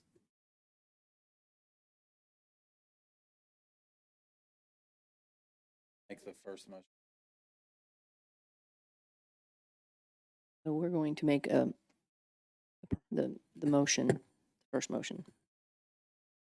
I I recommend approval with the conditions of approval below. I'm not quite sure why the motion reads like that, because the conditions are already presented 1 through 3 in the documents, but I'll read it as it. Do I need to read it like that? I'm not sure what you're reading, sorry. I'm reading the recommendation for conditions of approval, but it says the application meets the goals of the Ignite comprehensive plan requirements, both the UDO and the design construction manual.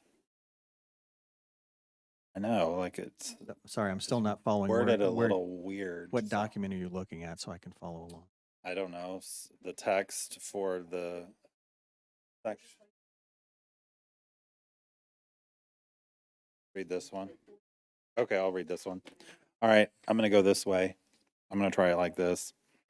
I recommend approval of application PL 2023-236 preliminary development plan for Lee Summit Flex Space, 60 Southeast Thompson Drive, Kimberly Horn applicant. How's that? Good. That's good. Can we get a second on that? Second. Okay, can we get a vote? No, now's when we. No, then I'm gonna make it. I thought we were voting twice. Okay. Right, so this We would are. be the point where you're now discussing that motion or making a secondary motion. Right. Do you have a discussion on the motion? Or Okay. secondary motion? I want to add a secondary motion. An additional condition, whatever, number 14, that a 5-foot sidewalk shall be constructed along Southeast Decker or by the applicant or in participation in lieu of sidewalk program for the cost of the 5-foot sidewalk along Southeast Decker. Is that right? Okay. All right. Second on that? And or. Second. Okay. Guess we need a vote now. Mark Kitchens, Sorry to interrupt. If you had, this would be the point where you discuss the motion if you have any more discussion and then a vote. Oh, It okay. looked like there was some discussion maybe. That's why I jumped in. Okay, so Discussion as our current vote is going to be for the amendment only, correct? Yep. Right. Got the heads up. Roll call. Mark Kitchens, No. Cindy Rader, No. Jake Lovelace, No. Dana Arth, yes. Terry Trafton, Yes. Tanya John Ford, No. Randy Benbrook, No. Chip Tuzinski. Yes. Okay, so the motion does not fails. carry. Now we have to go, Discussion on the we main go one. back to the primary and need to make a motion on that, or we're voting. No. Okay, It's already so seconded. we need a roll call on that one. Mark Kitchens, Yes. Cindy Rader, Aye. Jake Lovelace. Yes. Dana Arth, Yes. Terry Trafton, Yes. Tanya John Ford, Yes. Randy Benbrook, Yes. Chip Tuzinski. Yes. All right, so the motion passes. So that leads us up to our final agenda item. And it's continued public hearing, application PL 2023-224, Unified Development Ordinance Amendments to Article 2 pertaining to applications and procedures, Article 5 overlay districts, Article 7 subdivisions, and Article 8 site standards, City of Lee Summit applicant. And I am going to ask for continuance of this application to, that would be October 26th. Yeah, yes. So I'm asking for a continuance on that. So do we need to vote on that, I guess? Okay, so can I get a motion on continuance of this application? I mean, this hearing? I guess, Randy, you can make the motion. Yes.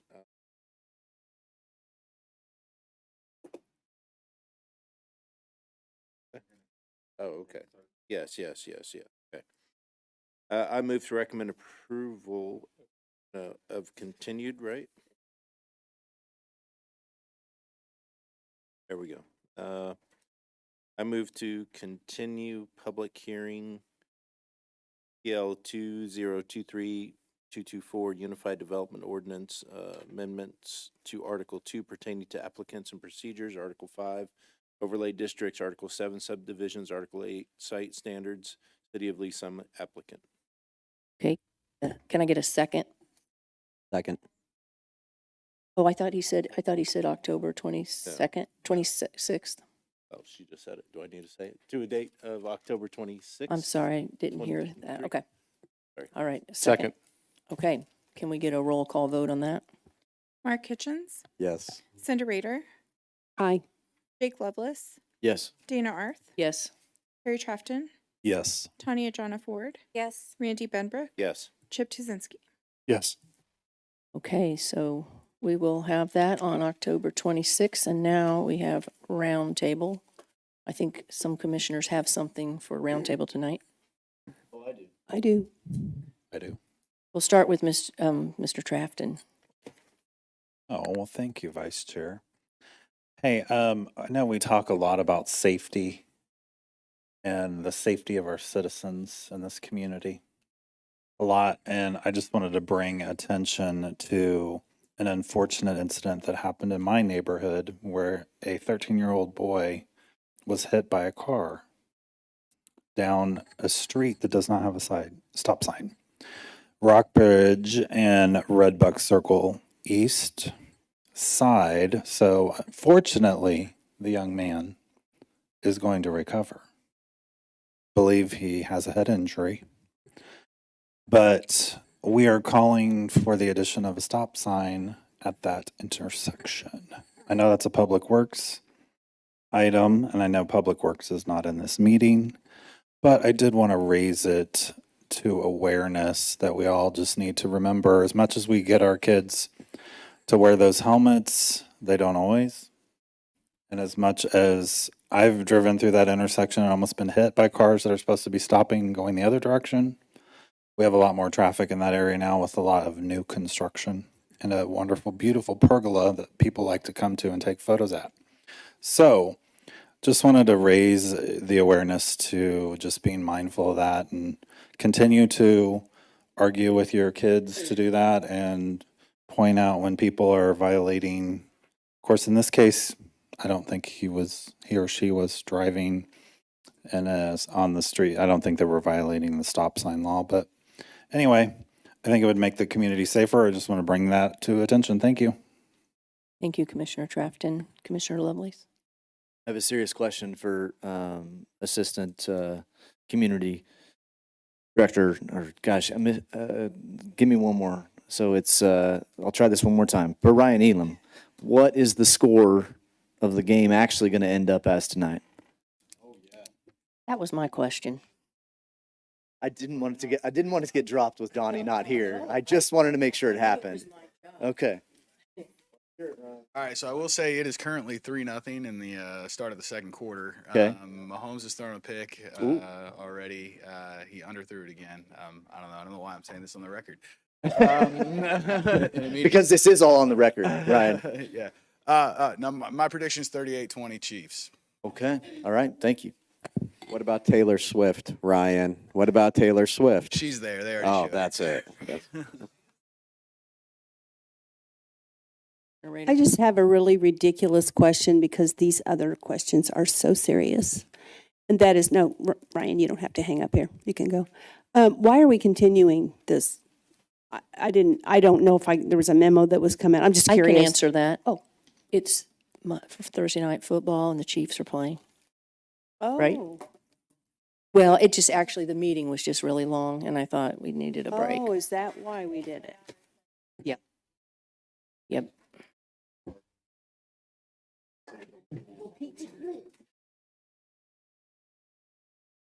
Ryan, I appreciate you.